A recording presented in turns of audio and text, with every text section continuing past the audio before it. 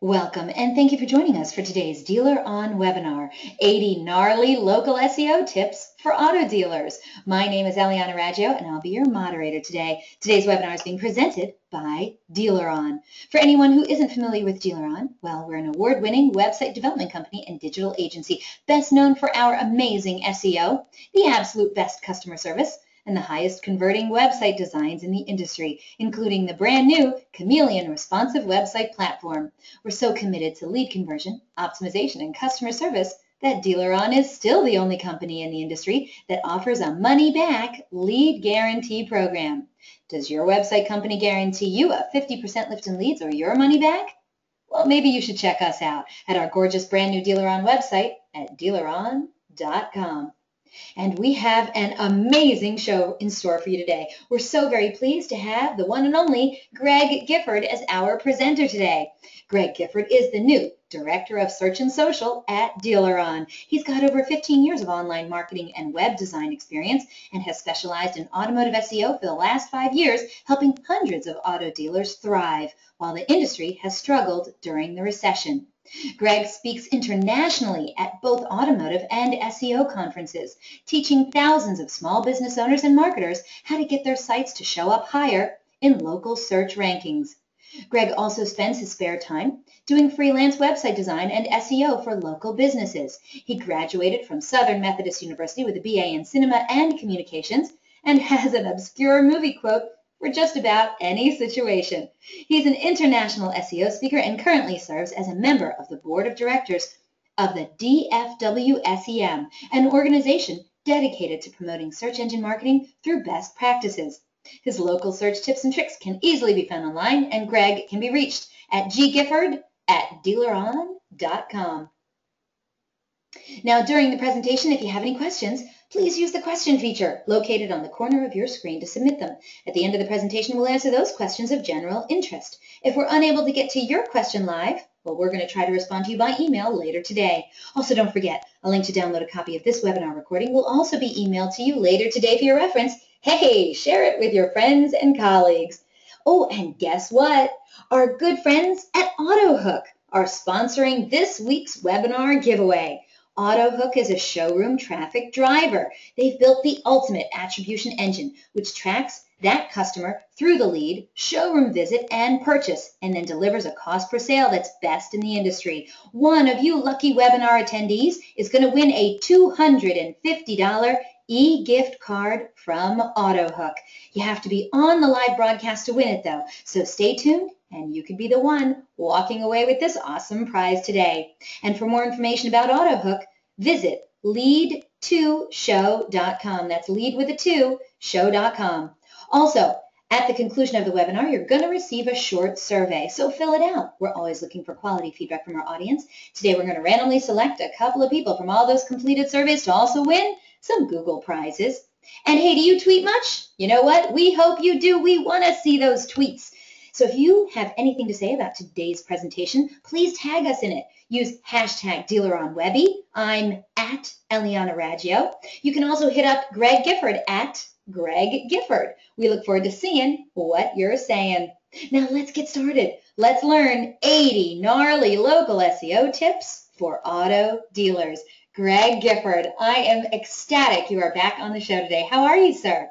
I am wonderful, and I'm super pumped to be back. Dude, I'm just going to tell the audience, this slide deck that he is about to lay out on all of us is amazing, and he has so much to get to. So without further ado, Greg, take it away. We have so much to get to. Okay, so for those of you that haven't seen me or heard me before, I talk really, really fast. Today I am squeezing in over 230 slides, so sit back and get ready to hear some of my awesome knowledge bombs. And like she said, this is the 80 gnarly local SEO tips, but actually once I started making the deck, it ended up being 85. So really it's 85 gnarly local SEO tips for auto dealers. And because of the fact that I speak really fast and I'm going to burn through this, you're probably going to have trouble taking notes. So if you go down there to bit.ly/gnarly-local-SEO-tips, you can download a PDF of this slide deck. And like she mentioned, I am the new Director of Search and Social for DealerOn. So I run the SEO and social media department, and you can head to the blog. We are now posting Wednesday workshop videos. So at an absolute minimum, we're going to have one video a week posted that's got tons of helpful information in there. Plus, we'll be posting some other fun stuff and also regular blog posts on the blog. So make sure you check back and read our information. And for those of you that haven't seen me before, I am a firm believer in the fact that bullet points kill kittens. So this will be a bullet point-free presentation. And you probably noticed there at the beginning, we had Spicoli there from Fast Times at Ridgemont High. Dude. Every time I do presentations, we always have a movie theme, and today's theme is movies that were released in the 1980s. So I did include 186 movie references in this presentation today. And I know that there are quite a few young bucks out there. She was talking to Timothy earlier. He's actually here in our office in Dallas. And I bet he's maybe seen about 5 of these movies. So for all the youngins out there that haven't seen most of these movies, there is attribution down in the bottom corner of every slide that shows the title and the release date. So let's get this party going. Are you guys here because you need a hand with your SEO? Are you spending all your time looking up at competitors that are ranked higher than you? Do you sit up in bed at night wondering why the heck you're not ranking higher? Or maybe you feel like you're getting beat up by your competitors. And some of you might be hanging on to those page 1 rankings for dear life. And then when you start looking at SEO, it gets really confusing because it seems like it goes off in 100 different directions all at once. Now, I got to tell you, there's no miracle pill for SEO. It takes hard work and it takes dedication. But I'm going to give you some tips today that are going to help your dealership with staying alive. It's awful. It's awful. I swear, audience, it gets better than this, I swear. And if you take all of these tips that I'm going to give you today, you're going to be able to take your dealership's marketing plan all the way up to 11. And so, as I mentioned earlier, we do have 85 tips in today's presentation. Just to prove the point that I did include 85 tips, I do have a running tip counter up in the top right corner. So every time we have a tip, that counter is going to pop up. So to start off with, though, we need to cover what local SEO is for those of you that don't understand or haven't heard about it before. So with traditional SEO, you're doing SEO to get a website to rank high when somebody's doing a search, regardless of where that person is. Now with local SEO, you're trying to get a website to rank high just in a specific geographic area. So if you're a dealer in Dallas, you don't care if somebody is searching for Toyotas in New York because they're not going to come buy from you. You only really care about showing up in the Dallas area. And a great example that helps to illustrate how local SEO works is pizza delivery. So if you were to sit down right now at the dealership and type in just pizza delivery to Google, Google's going to return a list of pizza delivery joints that are right by the dealership, even though you didn't put a city in. And then if you go home tonight and do the exact same search, you get a completely separate, completely different set of results because Google knows that you need something close by to where you're located. So restaurants, doctors, lawyers, plumbers, electricians, locksmiths, all work like this, and Google includes car dealers. So Google treats car dealers as a local business and will show local results even when cities aren't included. And that's why local SEO is important. In fact, we talked to a dealer recently, and this guy was in Michigan, but he gave us 5 cities that he wanted to rank in with SEO. He said, I really need help with SEO because I need to show up in these cities. Well, look, the guy was in Michigan, but he wanted to show up in New York, and Houston, and Chicago, and Los Angeles. And SEO just doesn't work that way for car dealers. You can't do that. Google's going to be very biased to your actual location. And even if you want to show up in all these cities, you can't change the way that Google works. Google works the way it works. You got to work within the boundaries of the way that the algorithm's going to give you potential ranking slots. Now, if you're talking to your owner or your GM and you're trying to prove that you've got to do local SEO, that you need to include this in your marketing mix, there's a very simple math equation that I wrote about. Now, again, I'm trying to squeeze in as much information as I can into this webinar, so I'm not going to jump into this. But if you'd like to go and read about this, I write a monthly column at Search Engine Land, and that bit.ly link down there, bit.ly/SEO-math, takes you directly to that post that walks you through how to use a very simple math equation to show why local SEO is important. Now, when you're working with SEO, and talking about your dealership's marketing plan, a very important question that you have to ask is, why do you want to rank? Because when you're doing SEO, you're not doing SEO internally or paying a vendor to do SEO to get you to rank high. You're doing SEO because you want to get more traffic. You want to get more leads. You want to sell more cars. That's the end goal. The end goal is not purely just ranking high. Okay? You've got to talk about the end result, what you can measure, what you want to do beyond ranking. That's what's important. And then the biggest question that needs to be asked is, why do you deserve to rank? Every dealer out there wants to rank #1 in his city. But you know what? In every city, there's only one dealer that deserves to be #1. And if you've got a couple hundred dealers in your metro area, why do you deserve to be on page 1? What do you do differently? What's special about you? That's what you have to dig into, and that's what you have to produce and show to people if you want to rank high.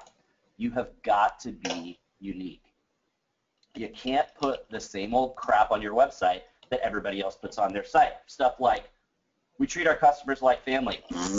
You know what? Everybody says that. Or, hey, we're family owned. You know what? Everybody says that too. Nobody cares, right? I'm not an animal. No haggle pricing, upfront pricing. Okay, great. You know, Sean Raines talks about this a lot when he talks about branding. How does this set you apart from everybody else? You're saying, hey, you don't have to haggle with us on prices. Well, what's the alternative? Oh, you have to haggle with us? We treat our customers like crap? No, this stuff does not make you stand out. And, oh, hey, you've got a state-of-the-art showroom? Okay, great. What's the alternative? You have a crappy showroom that nobody wants to buy cars from? Like, come on, you guys have to have better stuff on your websites. This is the same stuff that you see on every car dealer's website. This does not make you stand out. You can't be like everybody else. You have got to be unique. And now it's time for a poll question. That's right, audience. We have 3 poll questions coming your way today. This is your first of 3 poll questions. It's on the screen now. We would love your honest answer. So the question is, now that Greg has told you that your unique content may not in fact be so unique, do you have a rewrite to do soon? Please select one of the following answers. Nope, none of that was on my site. Well, we might need to tweak it a little bit. Crap, I'm rewriting it right now. Somebody just got fired over this. Or I'm still laughing at Pee-wee. Once we get a majority of the votes in, we're going to close the poll and share the results, and then you will know what everyone else is doing at their dealership. So the question again, now that Greg has told you that your unique content may not in fact be so unique, do you have a rewrite to do soon? Nope, we are totally unique. We didn't have any of that family stuff on there. Well, maybe we might need to tweak it a little bit and really make it unique. Shoot, I'm rewriting it right now. Somebody's getting fired over this. Or I'm still laughing at the last slide. Once we get a majority, oh, we already have a majority of the votes in. Okay, audience, I'll give you a couple more seconds. While I do that, Greg, a lot of people have been asking for that link again to download this deck. And audience, just so you know, while Greg's going to get me that link, I have also put the entire deck into the handouts section through the GoToWebinar interface, so you can actually download it right through the interface, all right? Or you can go to that bit.ly link, which I believe is bit.ly, bit.ly, at gnarly-local SEO-tips. Is that correct? That is correct. Okay, there we go. All right, now let's close this poll and share the results. Greg, are you ready for this awesomeness? Let's see what it is. All right. All right, here we go. We'll go in order. 11% of today's audience said, nope, totally unique over here. None of that stuff is on my site. But the majority, 40%, said, well, we might need to tweak it a little bit. 30% of today's audience said, crap, I'm going to rewrite it right now. 1% of today's audience said somebody just got fired over this. And 18% of today's audience, well, they're still laughing at the Pee Wee Herman slide. Greg, does that help you out at all? That helps. And how many of you guys are pumped there's going to be another Pee Wee movie? Come on. It's going to be great. I can't believe he's still doing that character. That's crazy. Awesome. All right, so let's continue. Once you have all of this awesome content that you've come up with, you've got to be doing local SEO if you want to get eyeballs on that content. So you've got to have somebody on staff that's dedicated to SEO. And I'm not talking about your internet manager. Your internet manager has internet manager stuff to do. You need a dedicated staff member that their full-time job is doing SEO. And if you can't do that, you've got to have a provider handle it for you. You can't get by in today's world without doing SEO. Now, if you're going to outsource your SEO, remember, you get what you pay for. That small mom and pop guy up the street that says he's going to do your SEO for $500 a month, not going to happen. Now, maybe he's going to do a little bit of something, but compared to somebody that knows what they're doing and is going to do the full gamut of everything that needs to be done that we're going to talk about today, that can't be done for $500 a month. SEO is expensive. It's a manual process. And also, if you're outsourcing your SEO, you got to make sure that you choose wisely. There's a lot of shysters out there. There's a ton of vendors and a ton of mom and pop shops out there that say that they'll do SEO and they're just going to take your money. Now, sure, they might, like I said, might be doing a little bit for you, but you got to make sure you're choosing the right vendor so that you're not just tossing your money away. You need a vendor that knows what they're doing and is following the best practices that are set forth every year with all of the updates so that you're going to actually get positive results. So the next few set of tips here is going to show you several ways that you can spot those shady SEO providers. If your provider does article publishing, you need to run away super fast. This is a very outdated tactic that does not work anymore. This will actually potentially get you penalized. So if they're just taking an article and running it through a machine to reword it 50 different times and posting it on 50 different websites to get you 50 links, that's super bad. And you got to watch out if your provider is giving you a bunch of crappy duplicated content. Now, I have a really great example here thanks to my new best friend, Megan. Megan, if you're listening, I had to use this. I told you I was going to. So here's a great example off of a blog from a dealer. Now, I have blocked out the information because I don't want to embarrass the people. But you can see there the sentence that's highlighted in gray. Sometimes the dirt, dust, and gravel you travel on during the course of a day gets in your engine and can clog your air conditioning unit. So then I went over to Google and did a search for that sentence inside of double quotes so that Google would only return exact matches. So it's only going to show me other websites that have that exact same sentence on it. And there were almost 42,000 because this provider takes the same article and rewrites it about 50 times for each website and puts it on every website, and all it does is change out the name of the dealership and the name of the model and the name of the city. This is not SEO, folks. This is not going to help you. And then if your entire strategy from your SEO provider is just putting up model research pages, again, that's not SEO. That's giving you some content, but that doesn't mean you're doing SEO. It's more than that. Same thing. If all you're getting is a couple of blog posts a month or a bunch of blog posts a month, if that's the entire strategy, that's not SEO. That's content. That's not SEO. And along the same lines, there's a lot of providers out now that really, really push the fact that they're giving you great content. We're giving you so much content, you're going to rank. We're giving you 10 pages of content a month on your website, and we're giving you 15 pages of content, or we're giving you 20 pages of content a month, or hey, you get 10 pages of content and 10 blog posts. It does not make sense to do this, people. There is no reason to continually add X amount of pages to your website every month. Once you get the pages that need to be there that provide a great user experience and answer all the questions that need to be answered, why do you need to add anything else to your site? If you continue to add 10 pages a month, that's 120 pages a year that you're going to be adding to your site. In 2 years, you're going to have 250 pages. You don't need that on a car dealership website. Okay, this is not SEO that's going to work for you. And then there's providers that do a la carte SEO. They say, hey, look, here's our menu of services. Here's all the things that you can get from us related to SEO. Pick out what you need, and that's what we'll give you.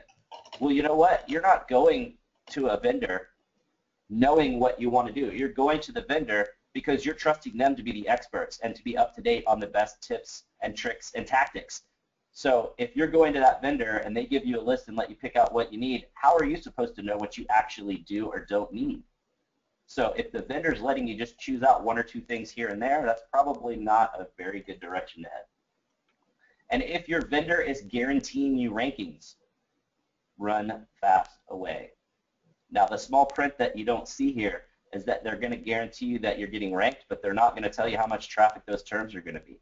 I could go out and get any dealership ranked for 100 terms on page 1 of Google in the space of less than a week, but those terms are going to be so obscure that it's not going to bring them a single extra visit of traffic because no human would ever type these terms in.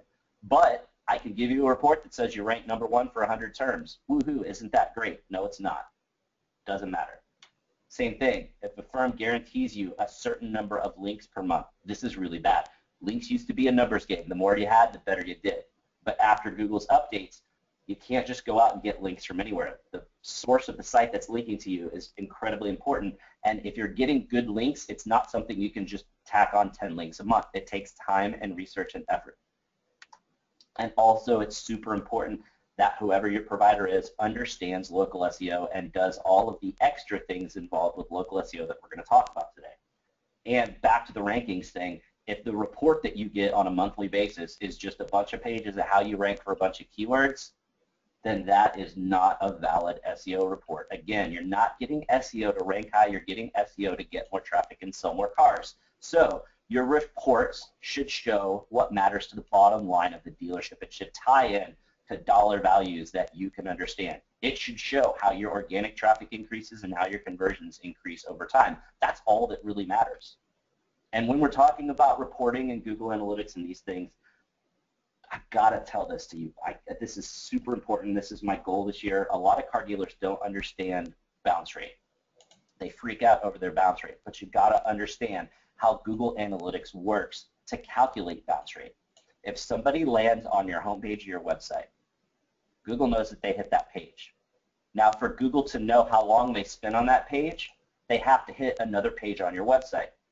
So if they go to your homepage and they look at the page for 2 minutes, and then they go to your inventory page, at that point, Google knows, hey, they spent 2 minutes and 1 second on this page. But if they land on the page and they spend 2 minutes looking at it, and then they call you to find out how to get to the dealership and to set up a test drive, and then they leave, Google will say that they spent 0 time on site and that that visit was a bounce. But you know what? You got a phone call out of that, so you still got a conversion. So there has to be a second page that they visit for that page not to be a bounce. So if they land on a VDP and they're looking at all the photos of the car they want and they spend 10 minutes on that page and then they leave the site, that's going to count as a bounce even though they spent 10 minutes looking at that page. So don't lose sleep over bounce rate. In fact, sometimes if you have a higher bounce rate, that's great, because if you're driving all of your traffic to phone calls and you're getting a bunch of phone calls, your bounce rate's going to be higher. Now, it's important that that SEO guy on staff goes to SEO conferences. You've got to stay up to date with all of the updates. And if you're using a provider, ask your provider what conferences they go to, because it doesn't do you any good to have an SEO provider that's not attending these conferences and staying up to date with what's going on, because you have to keep up with all of the updates that Google puts out. Because whenever Google puts out an update, it requires a huge strategy change. So a couple examples of this, how things have changed in the last few years. Google rolled out the Panda update that targeted low-quality content. So before the Panda update, your content didn't matter as much. Now you have to have really high-quality content. If you have crappy content on your site, you're not going to rank well. And then it rolled out the Penguin update that targeted bad link and link manipulation. Before this, it was a numbers game. You could get as many links as you could, and the guy with the most links was going to win. But now it matters where you're getting your links from. I had a car dealer that came to us a couple of years ago that had been working with a very large automotive SEO provider, and the guy wasn't showing up in Google. And it's because his old provider had been purchasing links for him. The guy had about 6,000 links from Russian sex sites. Okay? Before the Penguin update, hey, great. After Penguin update, hey, you're getting penalized for that. There's no reason for that. So you've got to make sure that you're getting the right kind of links now. Again, huge strategy change. Then we had the Hummingbird update. Now, Hummingbird wasn't a penalty-based update. Hummingbird enabled semantic search. So now you could go and do a search and say, where is the Statue of Liberty? And it would tell you that it's in the harbor in New York. And then you could simply type in, how tall is it? And it will understand that it refers back to the Statue of Liberty and it'll tell you how tall it is. So Google's starting to understand the language of the queries that you're asking and the semantics and the understanding and the meaning, and not just matching keyword to keyword. It's starting to understand that car dealer and car dealership are really the same thing. So again, you had to change how you're writing your content. It has to be much more conversational. Then last summer, we had a huge update for local search, the Pigeon update that rolled out at the end of July last year. Now, I'm going to dig into this a little bit more because this is really important since we're talking about local search today. One of the big results from that update was that the search radius was shrunk. So the circle that Google draws that's going to give you that local search radius is about 60% the size that it was before this update a year ago. And another big difference is now we see different radius sizes on different queries. So depending on the page of your website and what keyword phrase that is targeting, you're going to see different sizes on the radius. So great example of this. You search for Toyota dealer Washington, D.C., and you can see there the size of the map. But if you do a search for used cars Washington, D.C., you can see it's zoomed out a lot. There's a much wider radius. So again, you have to change your strategy because now you have to understand, based on the keywords that you're targeting on each page, what your potential reach could be. Then we also saw a reduction in the number of the 7-pack, and we saw a lot more of 3-packs and 1-packs. Now, notice I put a little asterisk there. I am a huge tinfoil hat-wearing Google conspiracy theory guy.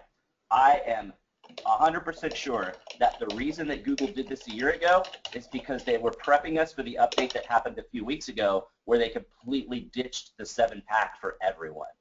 So I think this was very much a lead-in into the plan of moving to just 3-packs for everybody. And then we also saw that the update heavily favors directory sites. So now with a lot of automotive searches, you're seeing a lot of cars.com, AutoTrader, Car Gurus, things like that. So it's important on search queries where a lot of directories are showing up that you take advantage of Barnacle SEO. Now, if you've never heard of Barnacle SEO, very quickly, it's the idea of attaching yourself to the SEO power of a larger website so that you can get the traffic that drifts by. Now, again, I don't want to dig into this because I'm trying to squeeze in as much as I can. So if you want to go over to my buddy Phil's website, go to bit.ly/barnacle-seo-guide, and there's a great blog post that digs into the different ways that you can use Barnacle SEO to take it, not necessarily take advantage of those directories showing up, but make sure that if your search query is showing a lot of directories, you're still going to get some traffic out of that. And then we had the update to the Google My Business quality guidelines. This is what used to be Google Places, and every year Google releases a quality guideline update that says this is the way that you should fill this information out so that this page is going to be optimized. So one of the crazy changes, that this happened right in December, one of the crazy changes, in April of 2014, Google said, you know what, we're going to let you start putting a single descriptive word in addition to your business's name in your Google My Business listing. Then in December, 8 months later, they come back and do a complete 180 and said, actually, you can't put the descriptor in your business name. In fact, if you do this, you're going to get penalized. So again, you've got to stay up with these updates because 8 months before that, Google told you to do it, and then 8 months later, Google says not to do it. You've got to stay up to date. And then Google says, guess what? You should only be choosing the most specific categories for your business. So when we flipped from Google Places to Google My Business, you went from 5 categories to 10 categories at an absolute maximum. And Google said, hey, you know what? You should pick as many categories as you can. That'll help you show up in more searches. And now in December, Google came and said, you know what? You shouldn't pick all of the possible categories. You should only pick the most specific categories. So you should no longer, for example, say that you're a car dealer and a Toyota dealer. You should only put Toyota dealer, according to Google. And then here's another big one. A lot of times we'll see dealerships have one listing for sales and one listing for service, which is great. But in the past, you would have sales and service, or Toyota dealer and then auto service, and Toyota dealer and auto service on both listings. But now Google says if it's the same company and different departments, the categories need to be unique. You can't have category overlap between the listings. So again, drastic change. Then we had the mobile get-in update in April that everybody freaked out about and nothing really happened from, but was still a strategy change because there were a lot of people out there that were still not on responsive websites yet. And Google said, look, you have to have a mobile-friendly site. Now, does that mean it has to be responsive? No. You can have an adaptive site. You could even have a completely separate mobile site. But what's important is that you did have a mobile-friendly user experience, or you wouldn't show up in mobile searches. Again, big strategy change. Then, like I mentioned a few minutes ago, we have the new 3-pack, which is being called the local stack. This just happened on August 7th. For those of you that don't dig into Google very often and don't see this change, let me show you what changed. Before, you would see the 7-pack like this. You had the dealership name, the link, the star ratings, a link to the Google Plus page, and then the map pins over on the map, and then the address and the phone number for dealers. So you could get your address and phone number to show up on page 1 of Google even before people got to your website. Now, we've got the new local stack. The map has been moved over to be in the main column. We don't have corresponding ABC map pins anymore.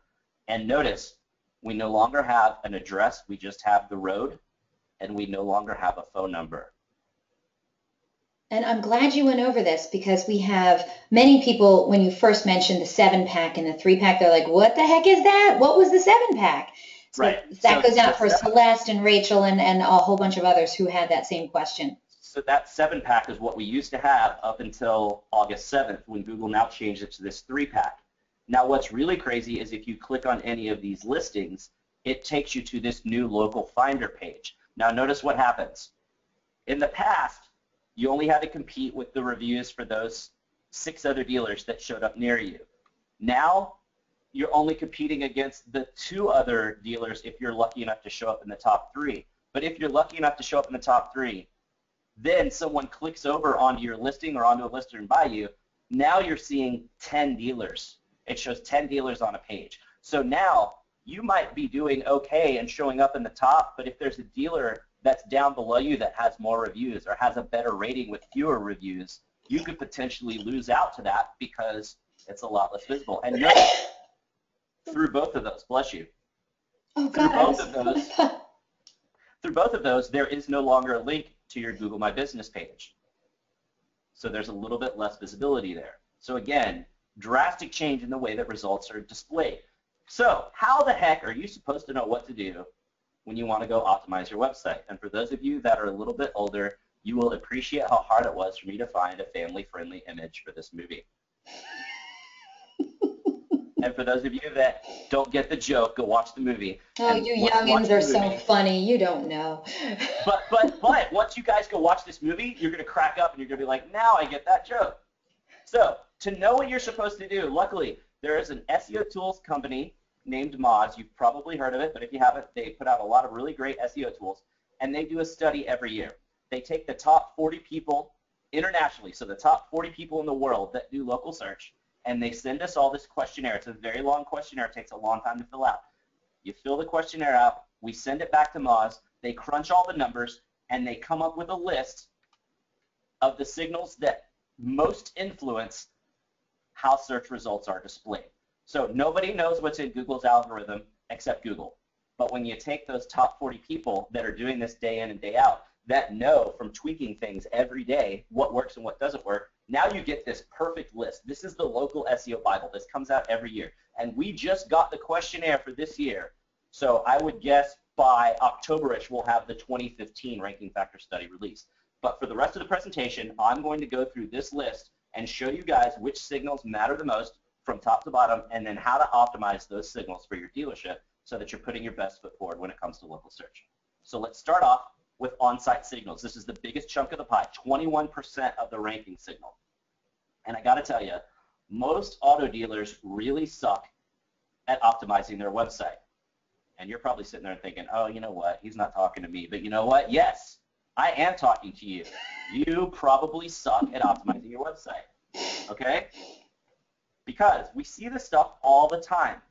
Dealers will tell us, hey, I've got a great website, I'm doing well, blah, blah, blah, blah, blah. We'll go look at their site, and it's flat out awful. So I'm going to show you the next few tips here, ways to spot things that you think are awesome that really kind of suck for SEO. So we see this a lot where there's just no homepage content or very little homepage content. Dealers are like, oh, my homepage is great. I got all these pretty photos. Look. But you know what? There's no text on this page.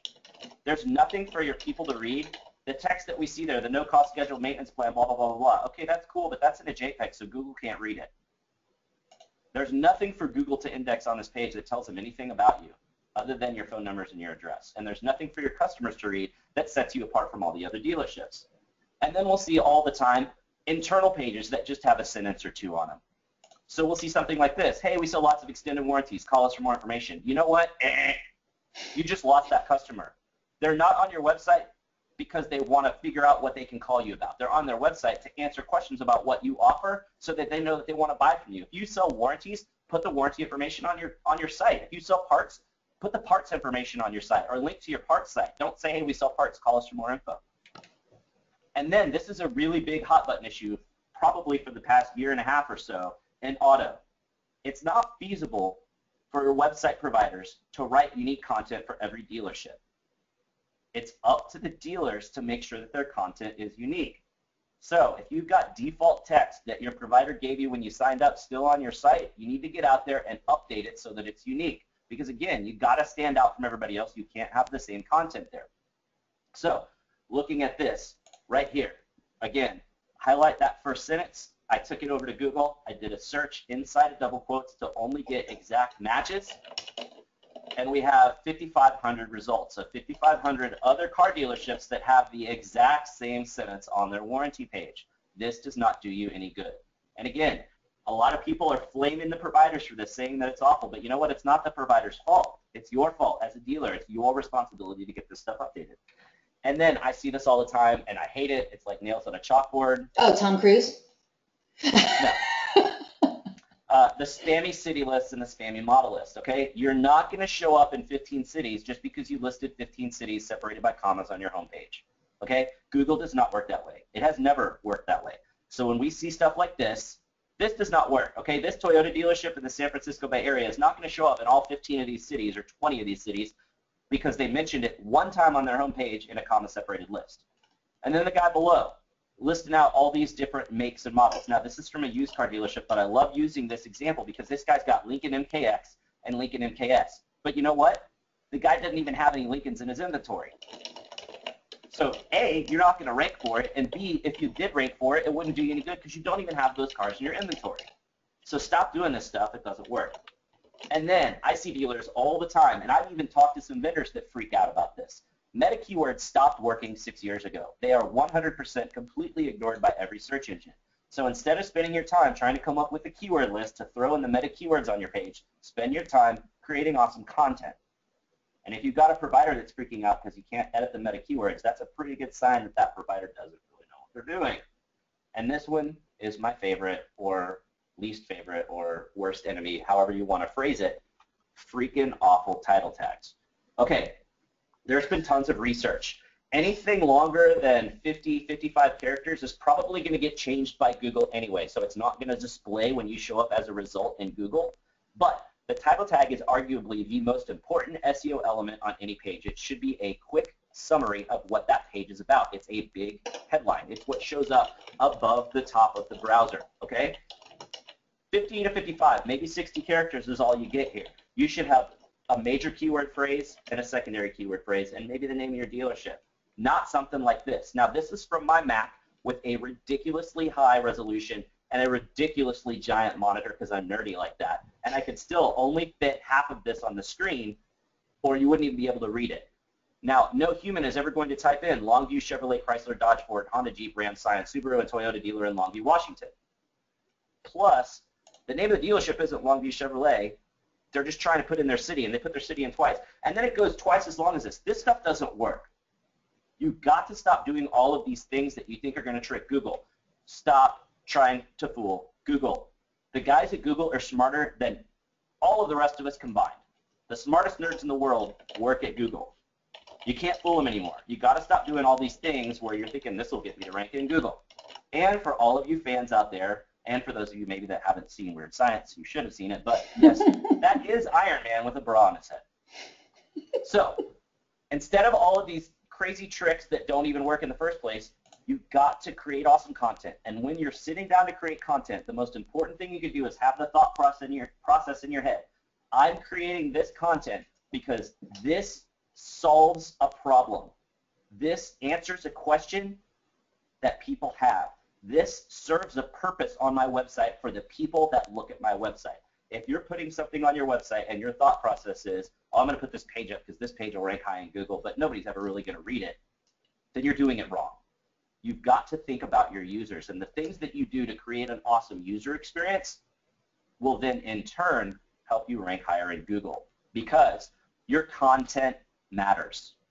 But do not take this the wrong way. Okay? It's like the game of telephone that you played when you were a kid. Somebody in an SEO conference says, hey, look, you got to have awesome, great content. And then that filters down through the blogosphere and through the internet, and then it eventually gets to these SEO providers that work in automotive, and they're like, oh my gosh, we need content, content, content. And that's what we talked about earlier, the guys that say we're going to give you 20 pages of content a month because they heard that content's important. But content is important, but it's about quality, not quantity. I would take one awesome page of content over 10 pages of crappy content in a heartbeat. Okay? Think about really great content that's going to solve a problem or answer a question. That's what needs to be on your site. And I've got a really great example here. I stole this from Will Reynolds, who is a really awesome speaker in the SEO space.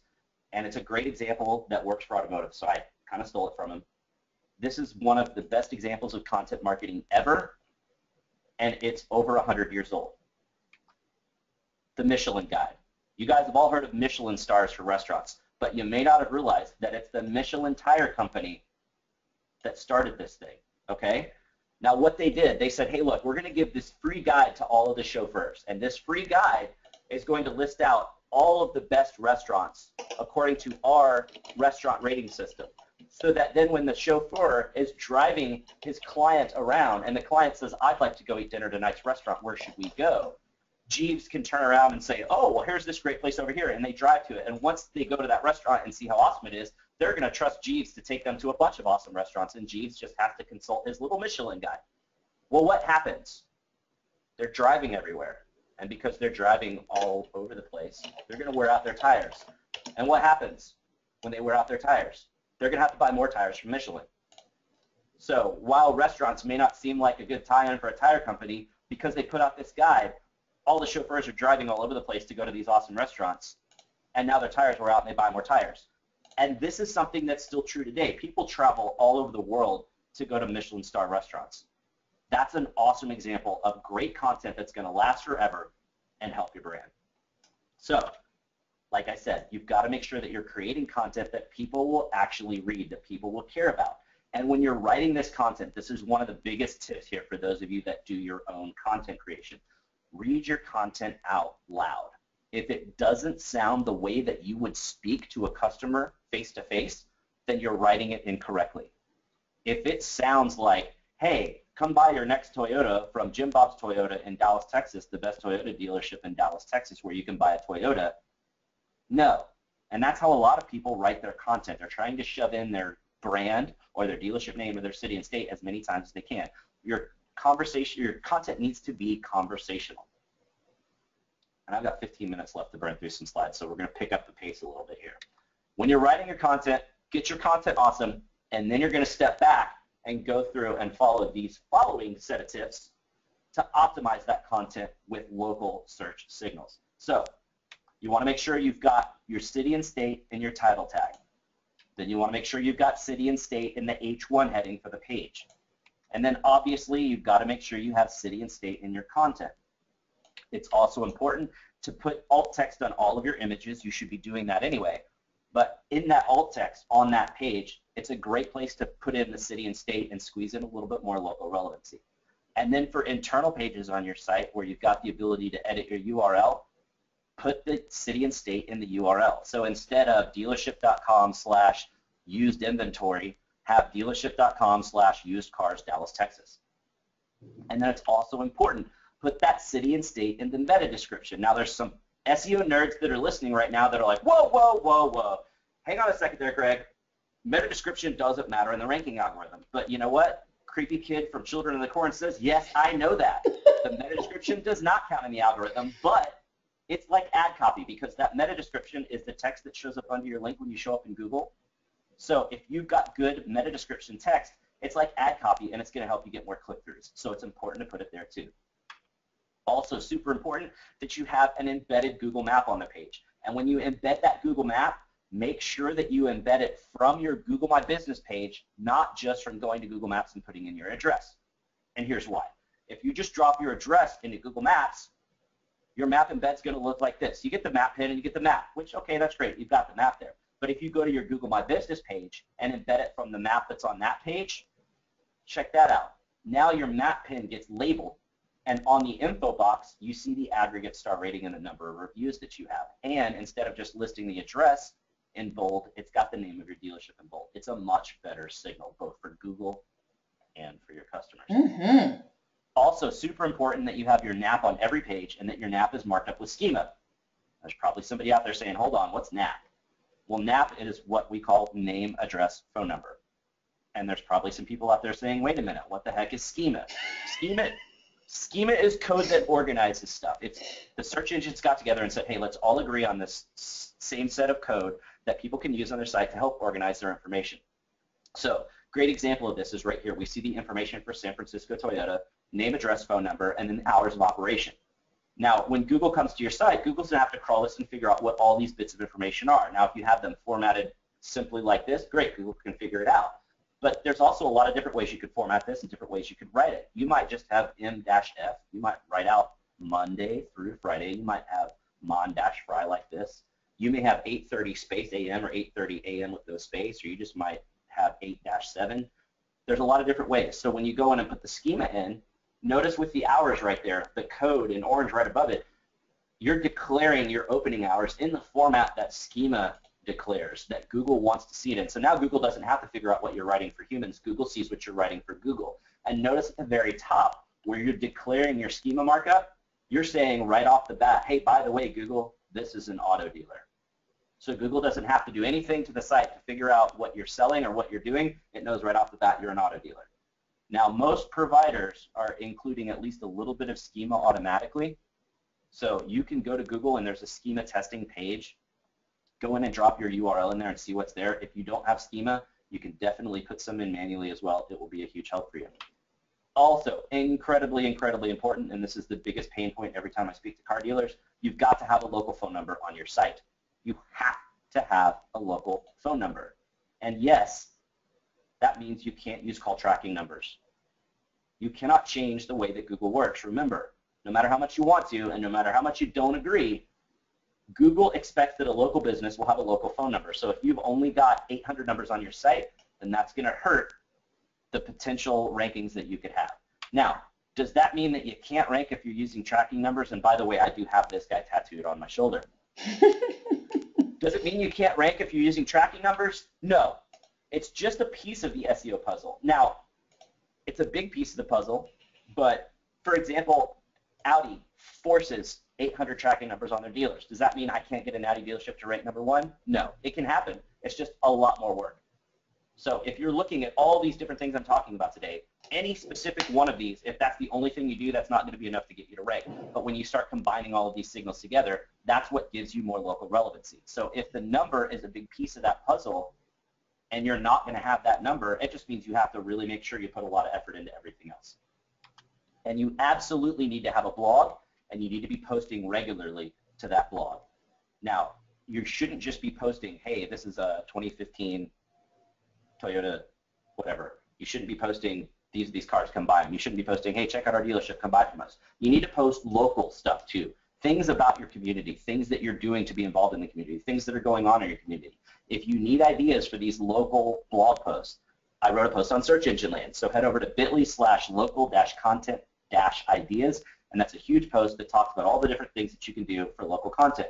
And if you're trying to target multiple cities, you can use a strategy called local content silos. Again, I put a post on Search Engine Land, head over to bit.ly/local-content-silos, and it will walk you through the ways that you could create these local content silos to try to target some outlying cities where you're not actually located. And it's time for another poll.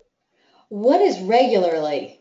When you say you have to post regularly, and oh my God, we're only halfway through all of your gnarly tips. Yeah, let's save that question for the end because I got to really speed through the rest here because we've got about 15 minutes to finish. All right, let's go. Actually less than that, like 10 minutes to finish. All right, launching the second poll question. Audience, please, let's hurry up and finish this question for us, okay? How do you currently handle your dealership's SEO? We want to know, is it we don't do any SEO? We outsource it all to a vendor? We handle it in-house at the dealership? Someone at the group level handles the SEO for all of the stores, or wait, what's SEO again? That's right. That's one of our answers. So what's your answer? How do you currently handle your dealership's SEO? Once we get a majority of the votes in, we're going to close the poll and share the results. And the votes are still coming in. Audience, thank you so much. By the way, I want to let you know we have some awesome questions coming in from you guys. So please keep them rolling in. We're going to try and get to as many of them as we can before we have to shut down the broadcast. But please send in those great, great questions. And we're going to close this poll very quickly. No, really, how much is regularly? How often do you post to your blog? Like every week? I mean, as often as you can post useful information. Don't post every day just to post every day. Don't post every week just to post every week. But if you've got something that's useful and helpful that you can write, get it on there. I mean, once a week would be great. Twice a month is good. If that's all you can do, once a month is better than nothing. I would go for, at least 2 or 3 times a month at a minimum. There you go. All right. Audience, we're going to close this poll now. Thank you so much for your votes. And here we go. Okay, only 2% of today's audience says that they don't do any SEO. But the majority, 55% of today's audience, say that they outsource it to a vendor. 27% of today's audience said that they handle it in-house at the dealership, so nearly a third. And 13% of today's audience said someone at the group level handles SEO for all the stores. And 3% of today's audience admit they don't know what the heck they're doing with SEO. Greg, does that help you out? Sure. All right. Everybody strap in. We're about to get really fast. Moving on, talking about link signals, the second biggest piece of the local search ranking pie at 18.3%. And also, I got to brag, by the way, Booger there on the left, I met him and got a photo with him at Comic-Con this year. It was super awesome. That was kind of cool. Congratulations. So most dealers do not have that many links, which means if you can go get a couple of good links, that can really boost you in the rankings. But remember, like I mentioned earlier, after the Penguin update, it's no longer a numbers game. The source and the subject of the site linking to you are very important. And when you're counting your links, when you're using one of your tools, and we'll talk about one in a minute, to check how many links you have, don't just pay attention to the total link count, pay attention to the number of unique root domains. So you might have 300 links, but if all 300 of those links are only coming from 4 websites, that means only 4 unique websites are linking to you, and that's not so great. So you can't just look at your link count, you need to look at the number of unique websites linking to you as well. Now, because of the Penguin update, a lot of traditional SEO guys are only going to go after really powerful, really authoritative websites to get links from you. But I'm going to tell you a pro tip for local SEO. Don't ignore the crappy little church websites. Sometimes those really small, very, very kind of cruddy, small websites are incredibly hyper-local. So if you can get a link from this small local community group or church website or Little League site, that carries a ton of local authority. So make sure you're going after local link sources, not just really big, powerful ones. And we suggest using Open Site Explorer to check your links. This is a tool from that company, Moz, that does the local search ranking factor study every year. You can go to moz.com/researchtools/OSE, and you just drop in your URL, and it's going to spit out a list of all of your links. And then because you're just putting a URL in, you can get a little bit more advanced and put in your competitors' URLs and get a list of all the links that are linking to your competitors. And then you could compare the two and find opportunities and then go after those. And link building does not have to be this crazy hard thing that nobody really does because they think it's so hard. You could think about the things that you're already doing as the dealership. You've built relationships up. You've worked with different charity organizations. You've done community outreach. You've worked with other businesses in the area. Take advantage of those relationships and mine those relationships and get some links out of it. And then take advantage of the things that you're already doing. You're already doing these charity events and golf tournaments and things like that. Make sure that you're going the extra mile and getting links from those. And make sure when you're getting links, you don't just link to your homepage. You need to link to internal pages as well. I want my $2. So when you're working on links and you export your links, you need to look at the anchor text. The anchor text is the clickable text that people click on the link that leads to your website. And here's the optimal breakdown you should go for. 50% of your links, half of your links, should be the name of your dealership. 25% should be naked links. That's just the URL. So just The actual clickable text is your actual URL. And then 15 to 20% should be just generic text, like click here or view site. And then only 5 to 10% of your links should be those keyword exact match anchor text phrases. If you're going more than 5 to 10%, you're really running the risk of getting some spammy links and some penalties there. And remember, you shouldn't be thinking of it as building links. You should be thinking of it as earning links. You should be getting links to your website because you've got that awesome content, not because you're just calling the guy up and saying, hey, give me a link. Now moving on. Citations are 15.5% of the local search ranking factors. Citations are mentions of your name, address, and phone number on other websites. And while they're not as powerful as they used to be, they are still a very powerful signal of local relevancy. And I got to tell you, most dealers and a lot of automotive SEO providers don't do anything with citations. They just kind of ignore them. Traditional SEO just doesn't really include anything with citations. And citations all play together like this. You'll see how confusing this data stream is. You've got all the big thick lines that are the major top level providers that feed down into the second level, that all feed to the third level, and everything then compares into what's on Google. So if you've got bad information somewhere in there, it can feed through the rest of the ecosystem very quickly. And David Mim is the guy that runs this local search study every year, and he's got a great quote. You need to be where Google expects you to be. So if Google expects that a car dealership is going to be listed on a specific 30 websites and you're only listed on 15 of them, that could be a big part of the reason that you're not ranking very well locally. And just like Highlander, there can be only one version of your name, address, and phone number. Your citations have to be 100% consistent everywhere that they appear. If you've got a bunch of different phone numbers hanging out there because you're doing call tracking, then you're sending a bad signal out to Google. Or if your business name is misspelled or you've got a lot of bad info, then you're sending a bad signal, and you don't want to be sending a bad signal to Google. You want to send the best possible signal that you can to Google so that you've got a better chance of showing up higher. And here's my favorite example. I always talk about this guy.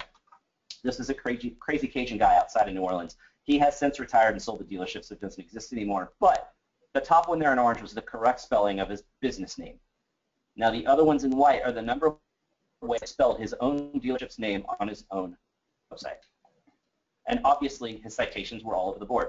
So month one, all we did was clean up his business name everywhere, both on his site and off his site. And the guy went from not showing up in Google at all to being the #2 organic result and the #1 map pack result in his city. So that shows you how important it is that your citation information is correct. So for a quick high-level search, you should use Moz Local. If you go to moz.com/local/search, you get to this tool, you drop in your dealership name and your zip code, and it'll spit out a list of all the possible matches. Now ideally, you only want to see one possible variation of your listing. So if you pop in and you see something like this where there's like 10 different listings, you know you've got some citation problems with your sources, so you know you've got a fairly big problem. But when you click on any one of these, it will take you to a graph, and it shows you all these different major citation sources. The really cool thing about this tool is it's free, and then if you click on any of these bars, it takes you directly to that listing, so you don't have to go try to figure out where it is. So this is a really handy tool for doing a high-level quick check. Then you want to get more advanced with Whitespark. Now this is a Canadian site. The URL is kind of weird, so just go to bit.ly/local-citation-finder. This is a paid tool, but this tool is amazeballs, and you want to get it. So you can check all of your current citations by running a phone number, and unlike the Moz Local tool, this shows you everything that exists, not just the major sources. And then you could drop in a keyword and get a list of possible citation sources based on the keyword that you're targeting. Or because you're just putting in a phone number, you can check every citation that exists for your competitors. And then they've got a really cool graph that you can use to compare yourself to your competitors and see where you're lacking citations that they have. And then you can find those opportunities, and you can go out and you can go get those citations. And if your business has ever moved or changed phone numbers, so the dealership has outgrown the old location and moved to a new, bigger location with a great new state-of-the-art showroom, or if you've changed call tracking providers or just changed phone numbers, your #1 priority is to get that stuff cleaned up, because that bad data out there is going to hurt how you're going to be ranking. And here's a pro tip. A lot of groups and a lot of larger dealerships will use Yext. Yext is a great tool that lets you go into one interface and change things very quickly. And because of the relationships that it has with some of these data sources, it immediately changes that information. You don't have to wait for the refresh of that site's database. But Yext only goes to a certain number of sites. Yext does not hit a lot of the vertical business directories that are very important for car dealers. So if you're using Yext, make sure you're still checking the other sites that Yext doesn't hit. Because I talk to dealers all the time that say, oh, we don't have citation problems, we use Yext. And yeah, all the sites that Yext hits are perfect, but then all the other sites that Yext doesn't hit are a complete mess. Moving on, Google My Business. This used to be Google Places, almost 15% of the local search ranking factors. The most important thing you can do if you haven't done it is to claim your location, especially now because of the recent update. Google has deleted unclaimed listings. So if you never claimed the listing for your dealership, it's likely that that listing has been deleted. And like I mentioned earlier, with the new local stack, it's a lot harder to see these Google My Business pages, which means a lot of people are going to think they're not important, but the information that feeds into that local finder comes off your Google My Business page, so you've got to make sure that you've got it claimed. Now, if you're having problems claiming it, or if perhaps someone at the dealership claimed it back in the day and now no longer works there so you don't have access to it, you can use Google Phone Support. Again, there's an article here on Search Engine Land, bit.ly/google-phone-support. We'll walk you through how to do that. Now, one of the important tips in that article is how to avoid outsourced operators. Sometimes when you call, you'll get outsourced help from India. Now, they're still very helpful for the basic stuff, but they do really stick to the script. So if you get someone that's outsourced, a lot of times you can request a manager, or you can pop over and just call again and get somebody that's here in the States that will be willing to skip the script and really help you quickly. And here's a crazy stat right from Google. People are 38% more likely to visit your dealership and 29% more likely to consider buying from you if you've got a complete profile. Now, I would bet that now that the Google My Business pages are a little bit less visible, this number might go down. But it shows, because this is the first thing a lot of people see for you, it's really important that it's filled out. So when we went from Places to Google My Business, you went from a 200-character limit to a ginormous limit that nobody will ever hit. So make sure you're writing a super long description and that you're including formatting, because now you can do that. You can put bold and italics, and you can include links in your description. So make sure you do that. And you've got to make sure that the number in your listing is a local phone number and that that matches the number that's on your site. Also super important, like we mentioned earlier, that you're choosing the right categories. Super important that you upload a lot of photos to the listing, and please make sure that you're uploading a custom user image and a custom cover image. There's nothing worse than hitting a dealership's listing and seeing the default color swoosh. It shows that they're lazy and they don't care about what the public thinks. Moving on to reviews, almost 10% of the local search ranking factors. 88% of people now trust an online review from an absolute stranger equally as a review from someone that they know. So think about that. An absolute stranger's review is now equal in everyone's mind, or most people's minds, as something that they hear from friends or family. And 4 out of 5 people will decide not to buy from your dealership if your dealership has bad reviews. Now, unfortunately, you can't fake good reviews. And for any movie nerds that are out there paying attention right now, you're laughing. It's really funny that I used Ishtar as the background because it is famous for being the worst reviewed movie ever and the biggest stink burger of a movie ever. Oh my gosh, I can't even believe you added this one. Go ahead. Inside movie joke there for all the movie nerds. And you can't fake caring about your customers, okay? I tell this to dealers all the time. I cannot help you if you're a shady mofo, okay? If you're going to be a shady mofo and you don't care about providing good customer service and doing the right thing, you're going to get crappy reviews, and I can't help you get good reviews. Now, here's a pro tip related to reviews. Your testimonials page on your website is completely worthless, 100% worthless. In fact, when I have dealers sign up to do SEO with us, we actually get rid of their testimonials page because nobody reads it, nobody cares. Everybody knows that your testimonials page is going to be filled with only the best of the glowing, super awesome 5-star reviews. They're not going to read through a page of 100 5-star reviews because they know that every review is going to say that you're awesome. People want to read unbiased reviews on a separate third-party website. They want to see, do you have any bad reviews? And if you do, how do you reply to those reviews? So if you want to get more reviews, you've got to look to yourself. You've got to remove the roadblocks, and you've got to ask people to leave you reviews. But you can't ask for people to leave you reviews on Yelp because that's against Yelp's terms of service, and it can get you in trouble with Yelp. But unfortunately, even though Yelp is something that really tends to be more of like a restaurant and hotel kind of thing, car dealers can't ignore Yelp because if somebody searches for you on an iPhone, the stars that show up on the iPhone are powered by Yelp, not by Google. So we'll see this all the time. This guy has 155 Google reviews and a 4.0 rating, but then somebody goes to look for him on their phone to figure out how to get to him, and they've got a 2-star review with only 24 reviews on Yelp. how much business is that guy going to lose because people look him up and say, oh, wow, this guy may not have great reviews after all. So here's a great strategy to help you get more positive reviews.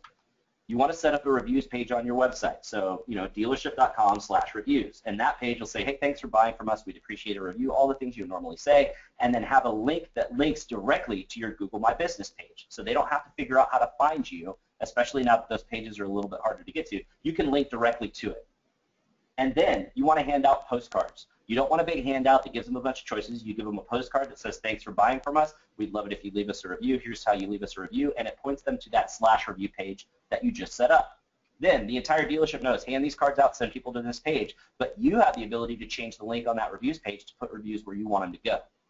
And then you can follow up with an email or two. But be careful with automation, because there's nothing worse than sending an automated email to someone saying, hey, please leave us a review, if they just left you a review before they left or before they got the email. You look like an idiot. And it's also super important that you concentrate on Google reviews. DealerRater's great for dealers. DealerRater's not so great for customers because nobody's heard of it. DealerRater doesn't show up on page 1 of Google. Google reviews show up on page 1 of Google. When people are searching for your dealership, your reviews pop up right there in the search results. That's the first reviews that people will see. Plus, Google reviews help you rank better in Google. You've got to go for Google reviews. Now, you've got to get at least 5 Google reviews to see stars, and this is another one of my tattoos, by the way. And you should go for at least 10 reviews before you target any other sites, because there's a little bit of a rankings boost that you get to when you get to 10 reviews. But really, you just want to make sure that you've got more reviews than any of your competitors do. But you want to make sure that you don't have too many more, because it looks fake. I've talked to several dealers that are like, oh yeah, we got a ton of Google reviews. We've got 685. Okay, well, that's great. And then you go look at all the other dealers in their area, and the next closest guy has 80. So if the other 4 or 5 dealers that you're competing against have 50, 60, 70, 80, and you've got 685, that actually looks fake. People are going to think you're faking your reviews. They're not going to think they're legitimate. And make sure you're not posting fake reviews. It's actually an FTC violation. It's a federal violation to post fake reviews. And there was a sting last October in New York where like $300,000 of fines got levied to different businesses that were faking reviews. Now look at this. Chuck right there says, great place to buy a car, see Chuck. Chuck is a sales guy working at a dealership leaving a review for the place that he works. That's against Google Terms of Service and can get you banned from Google. Second one there, the dealership decided to spiff all the sales guys. And so for every review that got left on Google that stuck, that had a sales guy's name in it, that sales guy got $50. So what happens? All the sales guys start faking reviews. It's free money. Well, this guy, Jacob, had a crappy experience, stewed about it all weekend, went in on a Monday to leave a bad review, and the most recent review he saw was a review that said it came from him and that it was a great experience. And now he's saying, Victor's posting fake posts under my name saying I like the experience so much, don't believe it. It was the biggest mistake of my life dealing with these people. There is no company out there that can help you with this. You're going to have to bury this with a ton of reviews. You look awful to anybody that reads this. Also, super important, do not copy reviews to your website. Google wants Google reviews to be unique. I've seen dealers take a really awesome review off of Google and go paste it onto the homepage of their site, and then when Google crawls their site again, it sees that review there word for word, and it'll actually filter it off of your Google My Business page, and you just made your dealership lose a review. Also, super important to reply to every negative review you get. Well, almost every negative review. Because sometimes if you reply to a nut job, it just makes things worse. It's like the old saying.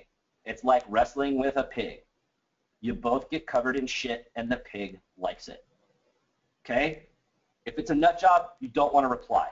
But other than that, you want to try to reply to every possible negative review. And you want to make sure that you're replying to negative reviews quickly, and positive reviews quickly for that matter. And make sure that your replies are short and well written, and you should not send review replies that sound canned. Don't say the same thing every time, it sounds fake. And final poll question time. I'm here. Here we go. Okay, audience, last poll question is on the screen now. I know. I'm exhausted too. Okay. We're almost done. Now that the presentation is almost done, are you now reconsidering your SEO strategy? Do you think that there's some things you got to change, or you think you're doing okay? Please select one of the following answers. OMG, yes. Yeah, we have a lot of work to do. Maybe we're doing okay, I think. Nah, who needs SEO? We're just here to sell cars.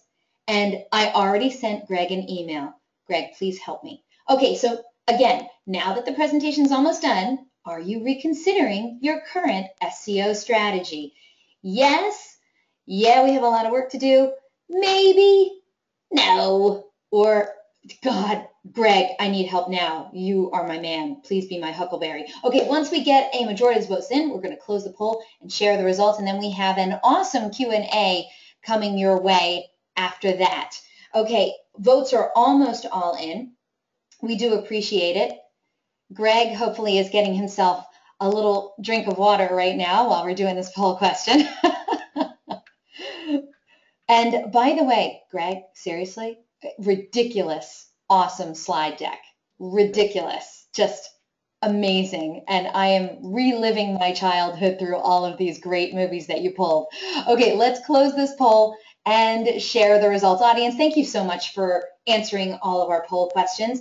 And what do we have here? 20% of today's audience said, oh my God, yes. 39% of today's audience said, yes, we definitely have a lot of work to do. Another 39% said, well, maybe we're doing okay, kind of, I think. No one said the fourth answer, which is who needs SEO? Otherwise, why would you be here? But the remaining 2%, Greg, said they already sent you an email. Please send help. Greg? Awesome. All right, so I'm going to burn through the rest of these real quick because I know we are running short on time. Finishing up with the next biggest piece here, social signals are almost 6% of the local search ranking factors. And I got to tell you again, most dealerships really suck at this, okay? Seriously, do not just talk about your dealership. People don't care. They don't follow you so that you can sit there and talk about all the crap that's going on at your dealership. Okay, don't just share links to your inventory. Super boring. If I come buy an F-150, I don't want to see a bunch of links to F-150s on your social streams. That doesn't matter to me. And don't just share your brand feed. I see this a lot with Ford. Ford has a great feed that goes out, but if that's the only thing that's coming from your dealership, you look exactly like every other Ford dealer in your area on Facebook. Okay, you've got to post some unique stuff. You've got to post some interesting stuff that's actually about your dealership, not just about the brand in general. And please, I'm going to let you read that so you get the joke. Don't use no bad grammar or spelling. I see this all the time. Dealerships, whoever's posting for the dealership uses poor grammar, or they put something in all caps, or they spell things incorrectly. That's a reflection on your dealership. So make sure that you're using correct grammar and that you're spelling things the right way. Also, please do not use hashtags on Facebook. Hashtags are not for Facebook. It makes you look like a noob. People don't use hashtags on Facebook. And please don't use 50 hashtags anywhere. And please do not tether Facebook to Twitter. Twitter lets you tether Facebook so that you can just type something into Facebook and it auto-posts to Twitter. You can use something like Hootsuite or Buffer or anything like that that lets you post to multiple places from one location. But when you do the tether, whenever you share a photo in Facebook, it does not share the photo in Twitter. It just shares a link to Facebook to go view the photo, and that is a really flat-out awful user experience. So here's a crazy idea. Why not just use social media to actually be social? Because, you know, it's called social media. It's not called buy crap from me media. So when you're sharing things, you need to drive interaction on Facebook. Because the way that Facebook's algorithm works, the more that somebody interacts with your post, the more likely they are to see your stuff in the future. So if you're sharing all the crap I just talked about that people won't care about, they're not going to interact with your post. And very quickly, you'll hit a situation where you're posting all these posts and nobody's going to see it. Your reach is going to be awful. So you should follow the 80-20 rule. 80% of your posts should be posts that are strictly designed to drive engagement. They don't have to be sales and marketing. It's just interesting or funny or cool things. And then the other remaining 20% is your sales and marketing posts. And because the 80% is driving your engagement, people will be more likely to see what you're sharing when you're sharing your sales and marketing stuff. So hopefully your heads are not hurting, and hopefully I did not spit out so much information that I blew your minds. And for those of you that have not seen scanners, what happens directly after that is this. Oh, gosh, not that. So with all of the tips that I shared for you today, hopefully now you guys will all be really, really, really excited about local SEO. So that was 85 gnarly local SEO tips for auto dealers. There's my contact info. You can follow me on Twitter. I live tweet all the conferences I go to, and I am speaking at 9 conferences in the next 2 months, so you can get a ton of free, helpful SEO up-to-date information from me, or shoot me an email at ggifford@dealeron.com. I do have a list here when you download the deck of all of the links in one place, either for the tools or for the articles that I shared. And for a couple of takeaways, make sure that you have awesome content and not the same crap that everybody else has. Optimize your content with local signals. Get local links. Clean up your citations. Make sure your Google My Business listing is optimized. Solidify a really good review strategy. And finally, stop sucking on social media. Well, there you have it, audience. That was, I know you said 85, but that was more like 130, it seemed. But wow, we have amazing reviews already coming in. Audience, if you haven't gotten in your questions yet for the wonderful Greg Gifford, you're missing out, because you know what? He's here to help you. So get your questions in and let's get you some help, okay? Greg, you stick around for a little bit. Go get yourself a little bit of a drink. Before we get to the questions, we have a little bit of fun to take care of. So it's that time. If you missed it at the beginning of the webinar, I announced that our good friends at AutoHook are actually sponsoring this week's webinar giveaway. AutoHook is a showroom traffic driver. They've built the ultimate attribution engine. It tracks the customer through the lead, showroom visit, and purchase, and then delivers a cost per sale that's best in the industry. One of you lucky webinar attendees is going to win a $250 e-gift card from AutoHook. Literally, they email it to you like within an hour once I give them your name. It is incredible. So you're going to have $250 to spend literally by the end of the day, all right? All you have to do is answer a simple question about the presentation that you just saw. So I hope you took great notes. Vendors, please sit this one out. You know we love you and we're very, very appreciative for your attendance today, but this prize is, in fact, intended for dealership personnel only. But we do appreciate you, okay? So good luck, everyone. Saunter up to your keyboards. Here we go. How many gnarly 80s movie references did Greg Gifford make during today's DealerOn webinar presentation? Holy moly. Let me scroll up. Oh, my gosh.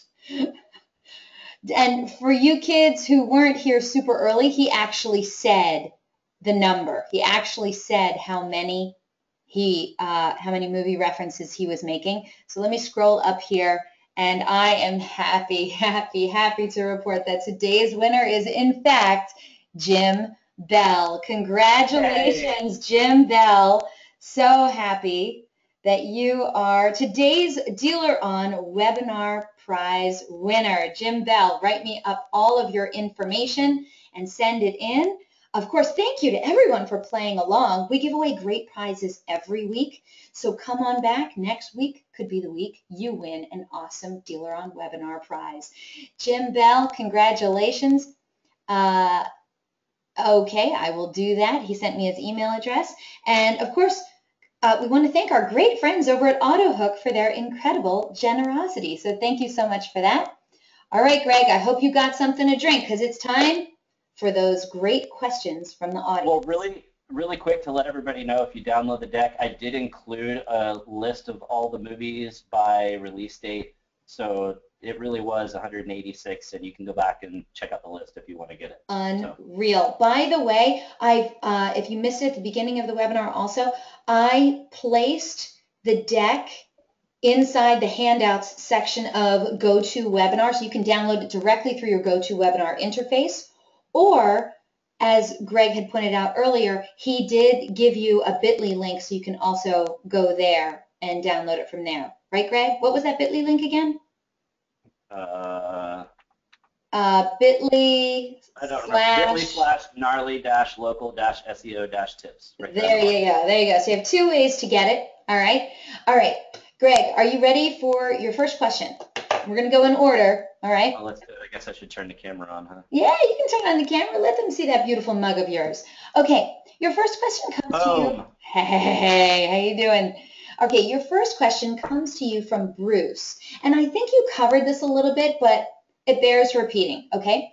So sure. They had a competing website provider show them that their DealerOn site had only 1,240 pages indexed in Google, and that a similar Nissan dealer posted by their company had something ridiculous like 36,000 pages indexed. He showed me that they build content pages for 10 different markets with hundreds of keywords. And I checked one of his content pages, Nissan fuel pump at dealership name, Nissan, serving city name, right? Right. That example that I showed earlier that had 66,000, I'm not going to mention the name of the provider because I don't like to trash other people live, but if we were at a conference, I'd pull them to the side and go, I know exactly who you're talking about. It's this provider, and that's who you're using, and I can tell you that that's not a good strategy. Yes. That's something that worked 4 or 5 years ago. It does not work anymore. So, hey, if you want to go with them, that's great, but I can tell you it's not going to work. Well, and that's his question. He says, Google shows me 52,000 results for this ridiculous link. So question is, can all that duplicate content help or hurt your SEO? Hurt. It will hurt you for sure because they're going to do that, you know, that same Nissan fuel pump, they'll write it for, you know, 15 different models for you, and then they do that for every single customer that they have. So that goes to every dealership's website times 15, which is thousands and thousands and thousands. That doesn't help you at all. Why would that help you? How would that help you? Google wants to see that you have useful, unique content, and that content's not even useful for your site because it's the same content with just the model name switched out 15 times on your site. That's not good content. That doesn't work. That doesn't work. Okay, in this case, quantity is not going to be your friend, Bruce, but thank you so much for the great question. Okay, your next question, oh, actually it's a statement, came to you from Christopher. He says, by the way, I enjoyed Greg's blog about Comic-Con just the other day, so thank you for that. Carolina, oh, well, she has the question of the day, I think. She says, so how do you make sure to end up in the 3-pack? Well, that is the question, isn't it, Greg? Showing up in the 3-pack is going to be extremely difficult, and that's probably what my next presentation will be about. But really, all the stuff that I just talked about today is all the stuff you need to do. It's going to be, it was incredibly competitive in most markets to show up in the 7-pack. It's ridiculously competitive to show up in the 3-pack.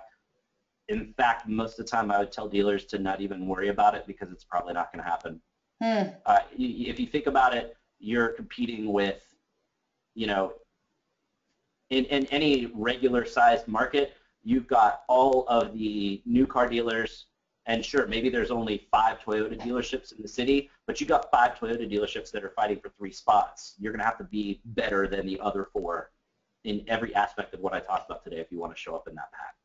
Okay, Carolina, thank you for the great question. Rochelle had a similar question. She says, you know, when you were talking about the 7-pack and that it was reduced to a 3-pack and then you have to click and then you get onto the 10-pack. Okay, so she said, well, what does that mean for us? Which I believe you already answered that question. Rochelle had a follow-up question, though. She says, also, is it true that content on mobile apps won't rank you? That is not true. Google is actually working on indexing app content, so it's moving in a direction where you can have a mobile app and have content in there, and potentially you could have that content show up in Google, but I would not worry about that because who's going to use the app for your dealership? Nobody. It won't happen. I would definitely strongly suggest that you spend time worrying about the content on your website and not trying to get some content on your app to work, because you are much more likely to get the content on your website to rank, especially now until that really becomes prevalent. Thank you so much. Okay, now it's funny that you're just rolling right into Rochelle's next question. She says, I get the idea of being unique, but I heard that Google doesn't penalize for duplicate content. So what if we are publishing blogs from the manufacturer? Is that going to help us or harm us? So technically, Google does not penalize for duplicate content, but it rewards unique content. So you could look at it the same way you look at links. Google penalizes for link manipulation, which also in turn means it rewards people that don't have bad links. So while Google doesn't penalize for duplicate content, it rewards people that don't have duplicate content. Got it. If you've got blog posts that the manufacturer has on its own blog, instead of posting that same post on your blog, you should write a summary of the post and say, hey, look, check it out. There's this really awesome post that just came out from Ford over on the Ford blog. Here's our take on what's important about it. If you want to read the whole post, click here and then link to it. And then you could share your own summary post. We just did that on the DealerOn blog recently. I wrote the post on Search Engine Land about marketing lessons that I learned when I was at Comic-Con. And on the DealerOn blog, we posted a little blurb about it and said, hey, here's this really great post that Greg just wrote. You know, we think it's a really valuable post that a lot of car dealerships would benefit from, and here's why it ties into car dealerships. Click here to read the whole post. And that way we're not posting a duplicate. We're posting, you know, important takeaways from that article and then linking to the article, and that's the way you should do it. All right. Thank you so much for the great questions, Rochelle. If you have some more, keep them coming. All right. Next question comes from today's winner, Jim Bell. He says, well, now, from what his question says, it sounds like he's with a competing webinar provider. So I'm just going to read his question. Let's see if you can help him. He says, our website URL for used cars is dealer.com/used-vehicles. Are you saying we should maybe change it to dealer.com/used-the kind of cars-city? If you have the ability to. Some providers do not allow you to change the URLs on your inventory list pages. So if the provider that you're with allows you to set a unique URL for that, then definitely yes. But some providers don't let you change it, and if that's the case, well, hey, like I said, it's just one small piece of the puzzle, and if you can't do that piece, make sure you kick ass on all the other pieces. But if you do have the ability to change that, then definitely, you never want to target used vehicles for anything. You should never have used vehicles on your site because people don't type used vehicles into Google. People don't type used trucks. They'll type in used cars. So never say pre-owned, never say used vehicles, always say used cars. So instead of used dash vehicles, it should be used dash cars dash whatever your city is dash whatever your state is. That would be the optimal thing to do. Okay, thank you so much for the question, Jim. Okay, next question comes to you from Dawn. She says, should our local phone number be in the header? Yeah, you definitely want your phone number in the header so that it's visible at the top of every page because, again, everything you do should have that focus of what am I doing on my site to make this the best user experience possible. And if somebody has a question or somebody wants to convert and schedule a test drive or call you and figure out when they can come by or make an appointment, you don't want to have them try to figure out, oh, where do I go? Do I have to look around on the site or do I need to go figure out where their contact us page and click over there and hope that they have it there? Have that phone number up in the header of every page. I would suggest having your phone number in the header, in the footer, and then actually in the content as well on every page. Oh, wow. Okay, thank you. Great question, Don. Next question comes to you from Jeff. He says, we recently talked to Google about them directly setting up PPC with us, and they suggested putting a tracking number on the site. Why would they suggest that if it isn't a great idea? Now, Google supports tracking numbers when it comes to PPC. That's a different thing. So it's okay for you to have the tracking numbers with the Google PPC because Google wants to be able to track how many calls you're getting from those pay-per-click ads. And they'll also set up tracking numbers that are unique tracking numbers that show up in the PPC so that then you can track what numbers you're getting directly or what calls you're getting directly out of the SERPs. So Google's going to definitely push call tracking on you for pay-per-click related terms because they want you to see how many conversions you're getting so that they can get you to spend more money with them.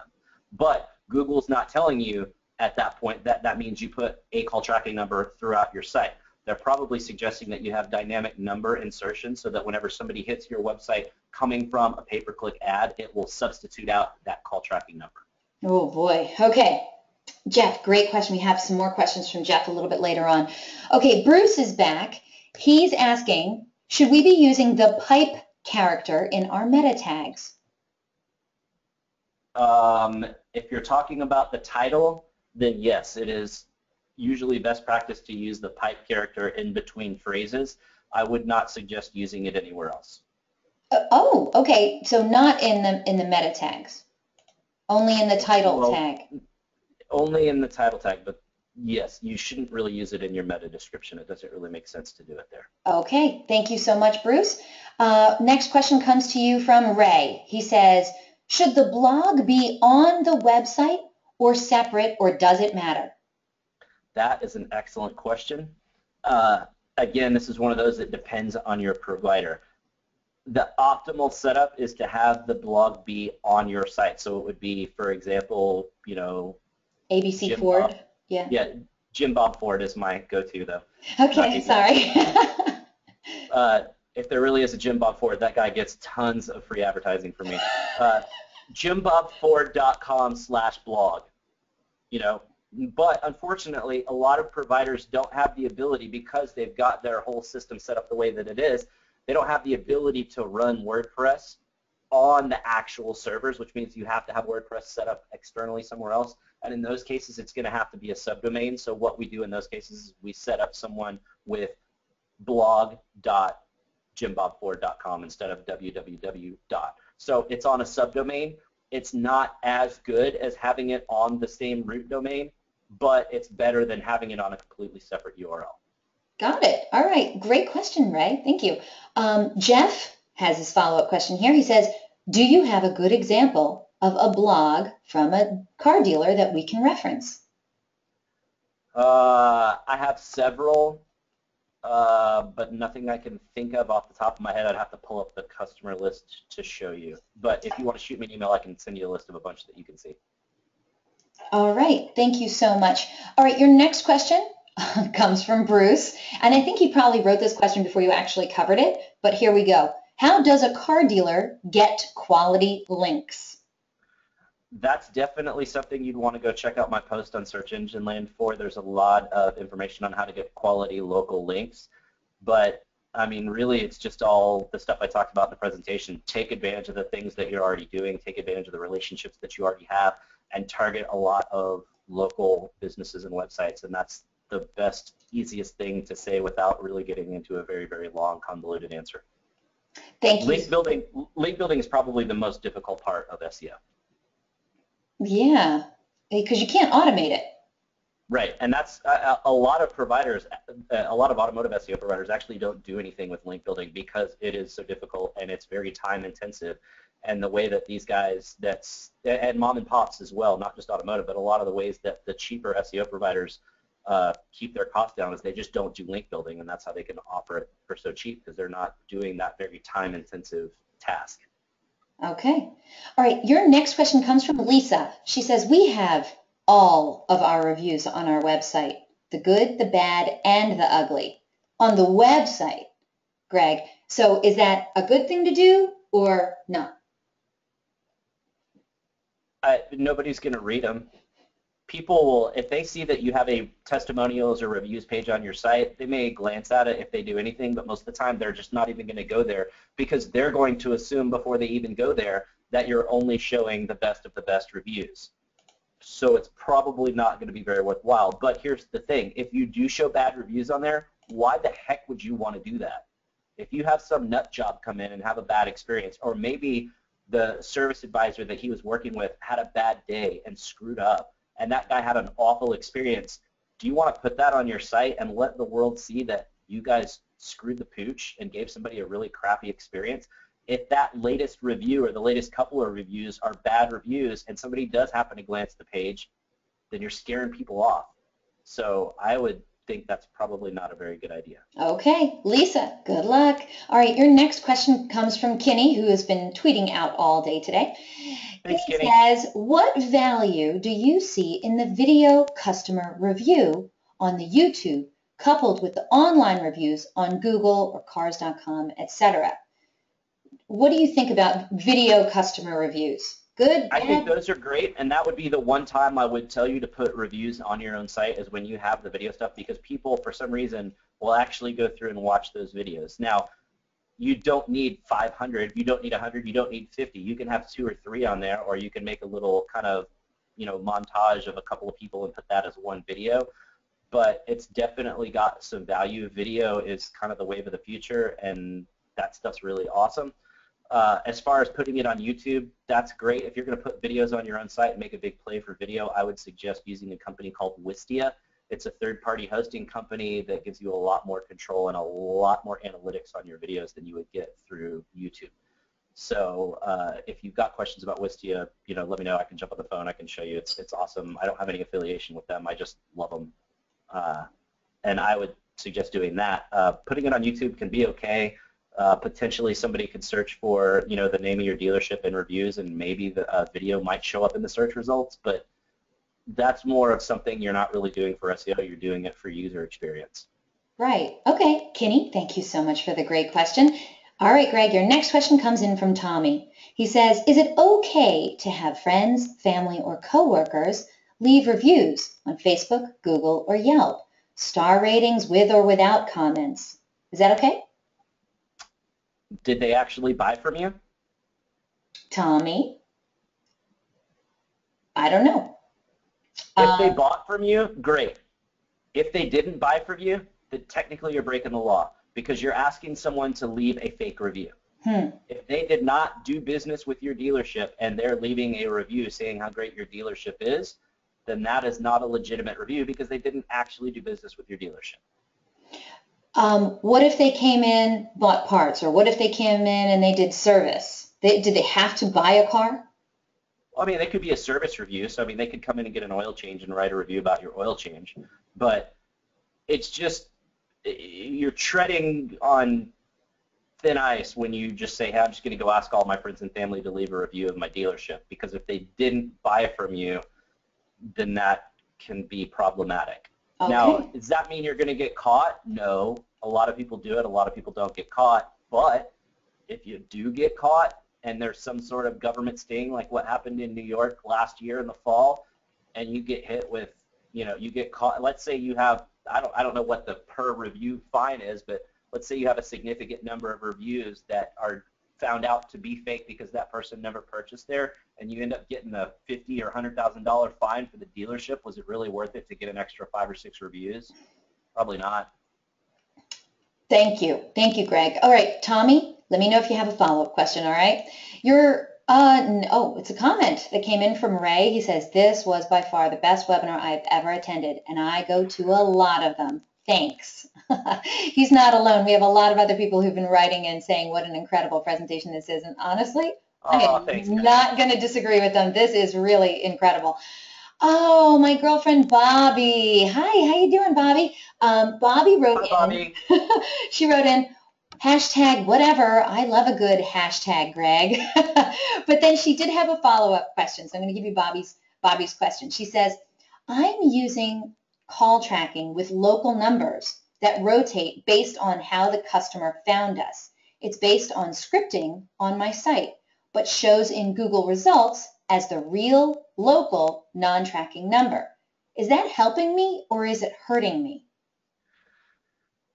This is a very complicated answer. It's probably going to confuse the heck out of everybody that's listening, but technically you should be okay with that, but those numbers still tend to bleed out into the ecosystem and can be bad. Really? Ideally, the best way, if you're doing call tracking, most of the time when I talk to dealers, they're doing call tracking because they always have, and they never really look at their reports and never do anything. But I know that Bobby actually uses her report. She's one of the rare dealers that pays attention to that sort of thing. The best way to do call tracking, if you're actually going to use the data, is to find a provider that lets you have a local area code tracking number and that you own that local area code tracking number. So if you decide to switch providers, you get to keep the same number. So those two things are incredibly important. And then you make sure that you're doing all of your call tracking with a single phone number. And then you get your attribution of source from the transcription on the call. So typically somebody's going to call in and say, I'm calling about the F-150 that I saw on AutoTrader, or hey, I saw this on cars.com, or hey, I saw this on eBay, or whatever it would be. Because it gets into the conversation, it gets into the transcription, and then it gets into your metrics. When you start switching different numbers out, if you do it with that dynamic JavaScript code, you're technically still okay. But then what happens if somebody writes a blog post or writes a comment somewhere else and puts that number out there, and now they've got your number that comes from AutoTrader, even though that's not really an AutoTrader visit, and that could still potentially lead to issues and typically does lead to problems in the long run. But again, someone like Bobby is very on top of these sorts of things and would catch it if it happened and could fix it quickly. So she's probably okay. Bobby did answer you. She says, we use it for analytics and to listen to the calls in real time, and we have our sales managers call back. But I loved your answer, and it makes perfect sense to me. Thank you so much, Greg. Thank you, Bobby. Thank you so much for being here today. We really appreciate it. Okay, next question comes from Lisa. She says, really, Greg, why not use hashtags on Facebook? They are everywhere. And I have to admit, when you said that, I actually use hashtags on Facebook, but it's only for comedic stuff. It's not because I'm actually thinking somebody's going to hashtag that stuff. But aside from that, let's get to Lisa's actual question. She says, at this time, I'm unable to convince management to get local phone on website. I still have 800 numbers. Would it help to at least add the local number into the header? Yes. If you have a situation where you've got both and you can still use both, you want to make sure one of the important signals Google looks at is that the number on your Google My Business listing matches the number that's listed on the page that you're linking to, which is typically your home page. So if you've got a local number on Google and only 800 numbers on your site, then there's a mismatch there, and that's bad. So if you can at least get that number over there, then that's great. And then when you're doing your schema markup on everything, mark up the number that's the local number with schema, and then just have the 800 numbers hanging out with no schema on them, and that's the best way to kind of deal with that situation. Excellent, excellent. Oh, good. There's a workaround. All right, great. Thank you for the great question, Lisa. Next question comes to you from Rochelle. She says, do you believe in promoting posts on Facebook? Of course, you're not just an SEO guru, you also do social. So what do you think about Facebook promoted posts? What kind of posts? Can we ask her that? Rochelle, do you believe in promoting posts on Facebook? I don't know. Like just in general, or do you mean specific kinds of posts? Well, she didn't answer me quite yet, and we do have a lot of people waiting. Let me do it this way. If you're talking about just in general, are promoted posts a good idea? Heck, yes, they are. They're awesome. They're super cheap. Even beyond promoting posts, doing the paid advertising on Facebook is incredibly powerful. It converts well. It's very exact. You can do some super awesome things with it. Now, if you're talking about promoting posts, it depends what kind of post you're talking about. If it's your goofy, hey, this happened at the dealership today, who's got a funny caption for this photo, I wouldn't pay to promote that. If it's, hey, we've got the Summer of Audi sales event and it starts today and it lasts for a month, maybe you promote that one. If it's, hey, check out the pictures from the golf tournament we did last Saturday, I wouldn't promote that. It's, you know, use your best discretion when it's something that's really share worthy. I wouldn't pay to promote something that isn't something that really, really matters to you. Right. And you don't want to share something that's goofy or kind of pointless. A lot of the times when you're doing those engagement posts, they are a little bit more on the goofy, or like, here's a crazy fact, or hey, it's Throwback Thursday, here's a really old Mustang, here's a cool photo. Like, I'm not going to go pay to promote that because who cares? It's more of like, if you're doing, I was talking to a Ford dealership the other day, and they've got the Drive One for Your School promotion thing where you go and partner with a local high school and do the test drive, and for all the test drives, money gets donated to the school. I would definitely go push that out and promote that out to the city, because that's something that's like, hey, look, it's community involvement. This is awesome. Do this and help support this high school. Heck yeah, promote the heck out of that post. Okay, I totally agree. I think if it affects your bottom line or affects the community, that might be something worthy of a promoted post. Thank you so much. Great question, Rochelle. Audience, we have a ton of great questions still coming in from you, and we also have a ton of you still on this call. I know it's going late, but if you hang with me, I'm going to get to your questions, all right? Next question, Greg, comes to you from Eric. He says, can you talk about using vanity URLs and if they affect SEO? They do not anymore. There was an update from Google called the Exact Match Domain update that came out. Back in the day, you could do usedcarsdallas.com for your dealership, and you'd rank #1 for Used Cars Dallas just because those keywords are right there in the URL. But Google obviously figured out that was something easy to kind of cheat the system with, and maybe you didn't necessarily deserve to rank there. So now it doesn't really matter. You're not going to just automatically rank because you've got those keywords in your domain name.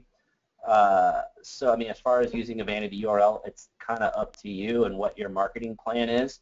A lot of times I'll tell dealerships you want to try to get the shortest, easiest to spell URL that you can.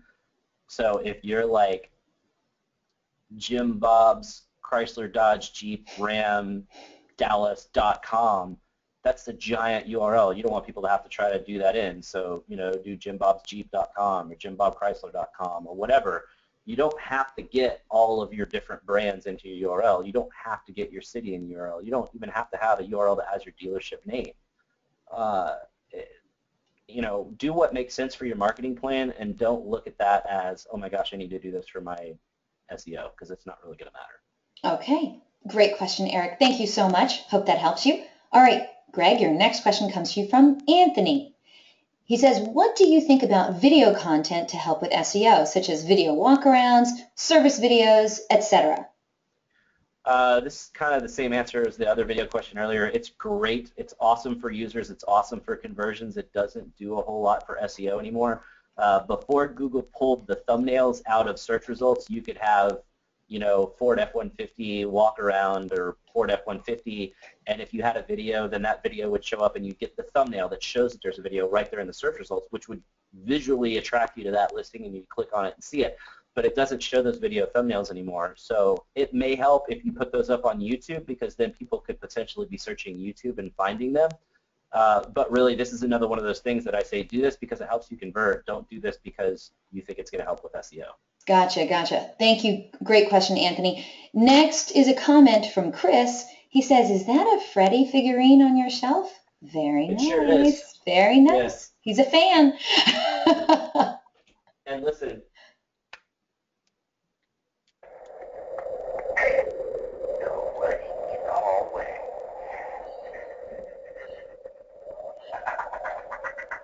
Oh yeah, that's not creepy whatsoever. Okay, getting back. Yeah, my 5-year-old, when he comes into the office to see me, I always have to hide it before he comes in because he's terrified of it. I'm kind of terrified of it now too. Okay, thanks, Chris. All right, still a ton of questions left. Stephanie is the next one up. She says, how much is good SEO on website going to help getting into the 3-pack, or is it more a GMB ranking? Oh, it's very much, after that Penguin update, that was another one of the pieces of Penguin last summer, was that the map pack results moved in a direction that use a lot more of the traditional web ranking factors. So in the past, it was a lot more like what you had on your GMB listing and your citations and things like that, and now it's a lot more related to, do you have good content? Do you have good links? So getting into that pack is really related to all the stuff that I talked about today. Great. Thank you so much, Stephanie. Oh, just wanted you to know, Chris wrote back and he said, that Freddy is awesome. That's my next tattoo. Okay. That's awesome. You guys should see my tattoos. I got all sorts of awesome movie ones. I bet you do. I can show you. Only the live audience can see this. Oh, that's the one. That's Ghostbusters. Ghostbusters, Young Frankenstein, James Bond, and I'm working on Die Hard right now. Nice. And you're going to get that bubblegum one too, right? Yeah, that guy, Roddy Piper, he's going right here. He has them all planned out. All right, let's get to these last 10 or so questions. Okay, Celeste. Chris says we would get along quite well, Greg. Very nice. Okay, Celeste. Chris, if you're going to Digital Dealer, find me and we'll hang out and have some beers. Excellent. I highly admit he's a lot of fun at. Oh, he said nice. He's going to do that. Okay. Celeste is up next. Celeste, your question is, we have one dealer that shows up twice in our 3-pack by having their actual name and a made-up name. Why doesn't Google pick up on that? Who asked this question? Celeste. Celeste, please, right now, immediately send me an email and show me what that search is. This is the sort of stuff I love to find and check on. Maybe you picked up on it, maybe you didn't. I'm one of the 40 people that's involved in that local search ranking factor study every year. This is the sort of stuff that me and all my local search nerd friends love to find and diagnose and figure out how it happens, especially after the update where now there's only 3. So if that's working and it's legitimately done, I would love to see it so that I can diagnose it and tell you. Celeste? Without looking at it, I have no way of knowing, but please, please, please send that to me. I would love to see that. Yeah, and that is ggifford@dealeron.com. Celeste, we're counting on you. Don't let us down, okay? All right, your next question, Greg, comes to you from Mark. Mark says, if you change the URL to include city and state, does that affect your current page rankings? If you change the URL to include your city and state? Again, like I've said on a couple other of these questions, any of these things by themselves in a vacuum are not enough to change your rankings, but when you do all of them together, that's what matters over time. So if you're just going to go change your URLs and do nothing else, well then no, it's not going to do anything to change your rankings. But if you do all the stuff that I talked about today and include changing your URLs in that, then yes, that could potentially help you rank better and get more visibility. But if you're going to go change the URLs to the pages that you have, you've got to make sure that you're setting up 301 redirects. Because if you've got any links out there that are pointed to your inventory page from other websites that are hard-coded on those sites, and then you go change your inventory page link, then if somebody's on that other site and they click that link, now it's going to be a broken link. So you've got to set up 301s to make sure that you don't lose any of that traffic or any of that link value. Gotcha, gotcha. All right, great question, Mark. Thank you so much. All right, next question comes to you from Casey. Casey says, we have one dealership with several Google My Business pages that I figured would be best to claim them rather than let them be out there with faulty information. How can I get this down to one Google My Business page without just deleting my ownership of the page and it still being out there? I hope that makes sense. Makes total sense. If you had somebody like me, I could take care of it for you. It sounds like you're handling things internally there yourself. I would definitely go to Google Phone Support. So there was that one link in there that talked about how to get to Google Phone Support. If you call Google Phone Support, you want to make sure you don't get an outsourced guy because they're going to try to follow a script, and this is one of those outlying cases. But if you call up and you get somebody that's US-based and you tell them exactly that, hey, look, there's a bunch of listings. They just existed, so we went and claimed them. And actually what would have happened if they had remained unclaimed, they would now have been deleted. But since you claimed them, which you should have done back in the day so you could troll them, now you could call Phone Support and say, look, we've got all these listings. They're all under my one account.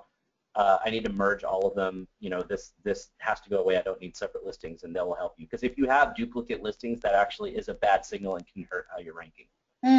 Okay, Casey, good luck with that, sir. Okay, your next question comes to you from Lisa. She says, we put all of our reviews on our website to show that we're real. It looks obvious when websites only show the good ones. But what about instead of posting all the reviews, we just have links to our review sites to read the reviews? Would that be better? That's the way to do it. Yep, that's definitely the way to do it. So instead of having a testimonials page that shows all your reviews, say, you know, hey, we know you'd like to see what people think about us, so you can head over here to read our reviews on these various sites, and then just include a bunch of links and let people go choose where they want to read it. Love it. Okay, Lisa, great idea. Good luck with that. Okay, Bobby wrote back in. She says, commenting on Celeste, who says that she knows of somebody who shows up twice in a 3-pack. She says, I have this for our store, one showing up as the dealership and one showing as the body shop in the 3-pack. Well, that's because one's a dealership listing and one's a body shop listing. So that's totally possible. But it depends on, I mean, what I would be curious, Bobby, what the search query is that shows both of those. Is it something like brand, dealer, and city? Or is it just a general car dealership or auto repair or something like that? Which we'll see if she answers back. It's New Buick Saginaw. New Buick Saginaw. Yeah, so you're searching for Buick Saginaw, and so since you've got a Buick Saginaw dealership and a Buick Saginaw repair shop or body shop, then that's why both of those will show up. If you just did something more general, you're not going to have both of them show up. But you know, especially if, I don't know how big Saginaw is, but if there's no other Buick dealers there, well then, hey, that's definitely why, because there's just no competition. Or maybe there's only one other dealership, so of course you're going to get both of those listings. But if it's like a super, super competitive city with like 10 Buick dealerships, that probably wouldn't happen. Right. I am curious, though. I think this is slightly different than what Celeste is saying, because she's saying that they come up twice and they're using a made-up name. So. Right. But thank you so much for that, Bobby. Very, very interesting. Take care and good luck.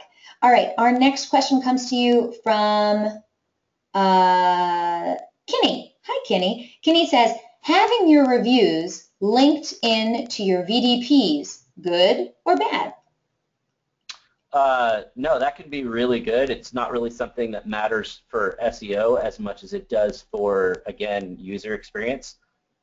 If you guys haven't seen this, DealerOn does this on all the VDPs where it feeds in both reviews for the dealership. It also feeds in reviews on that model car.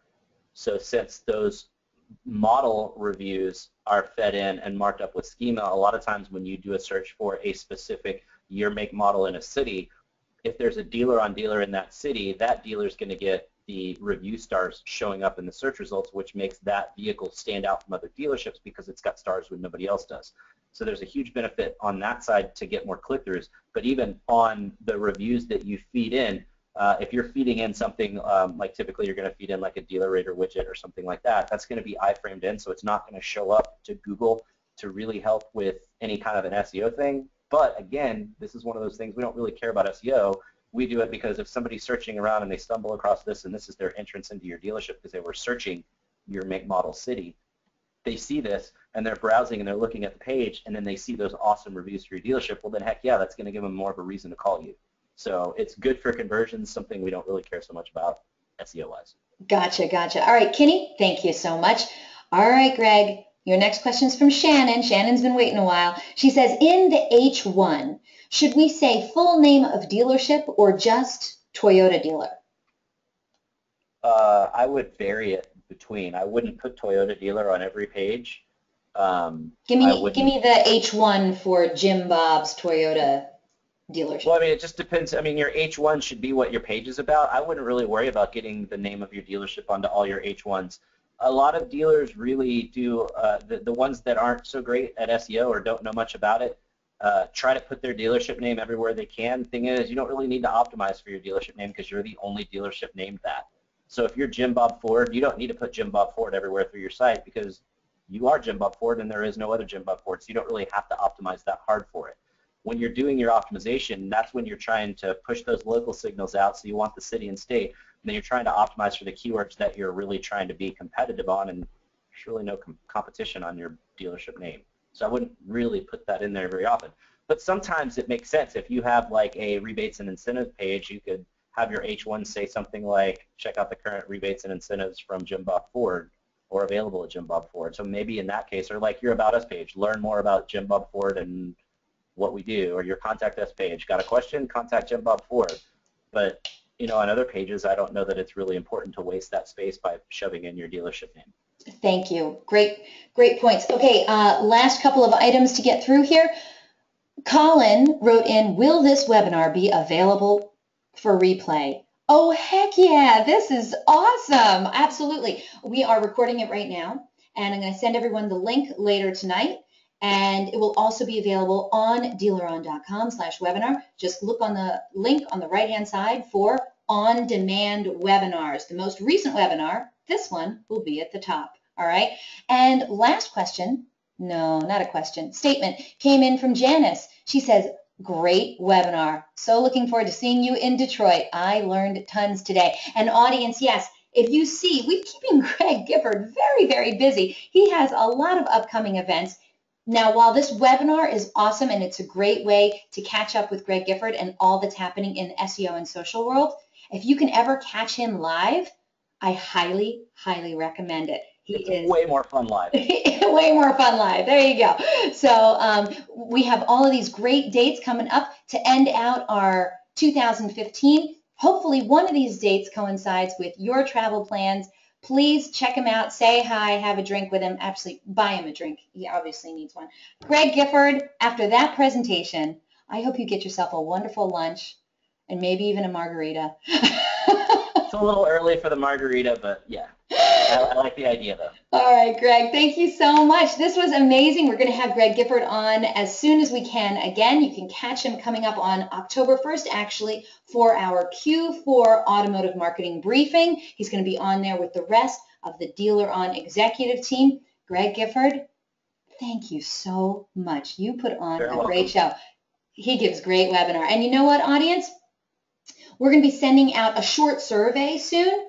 I need your help. You got to fill this out because we need your feedback on this. We want to know what you thought of Greg Gifford's presentation today. Let us know everything. We're going to randomly select a couple of people from all those completed surveys to also win some Google prizes. So this could be your shot to win another prize. Who knows? And invitations will be going out tomorrow for our next webinar.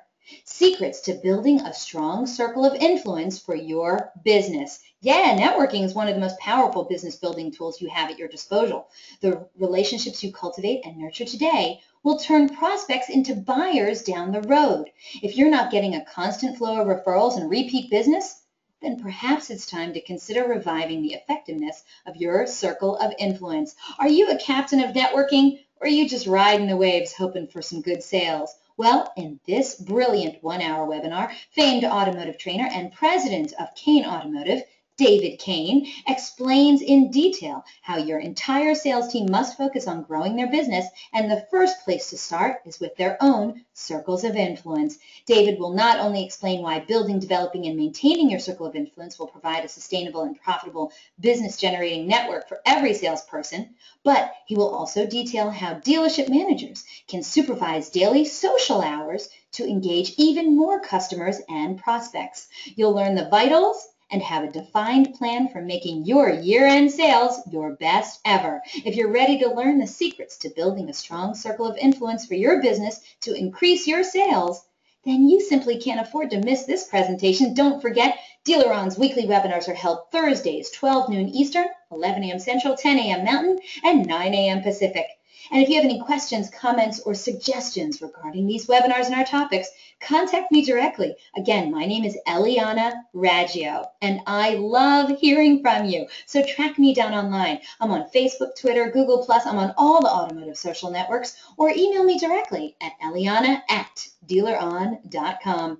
Thank you all so very much for spending this time with us today, and I hope to see you all on another webinar in DealerOn's continuing education series. Take care.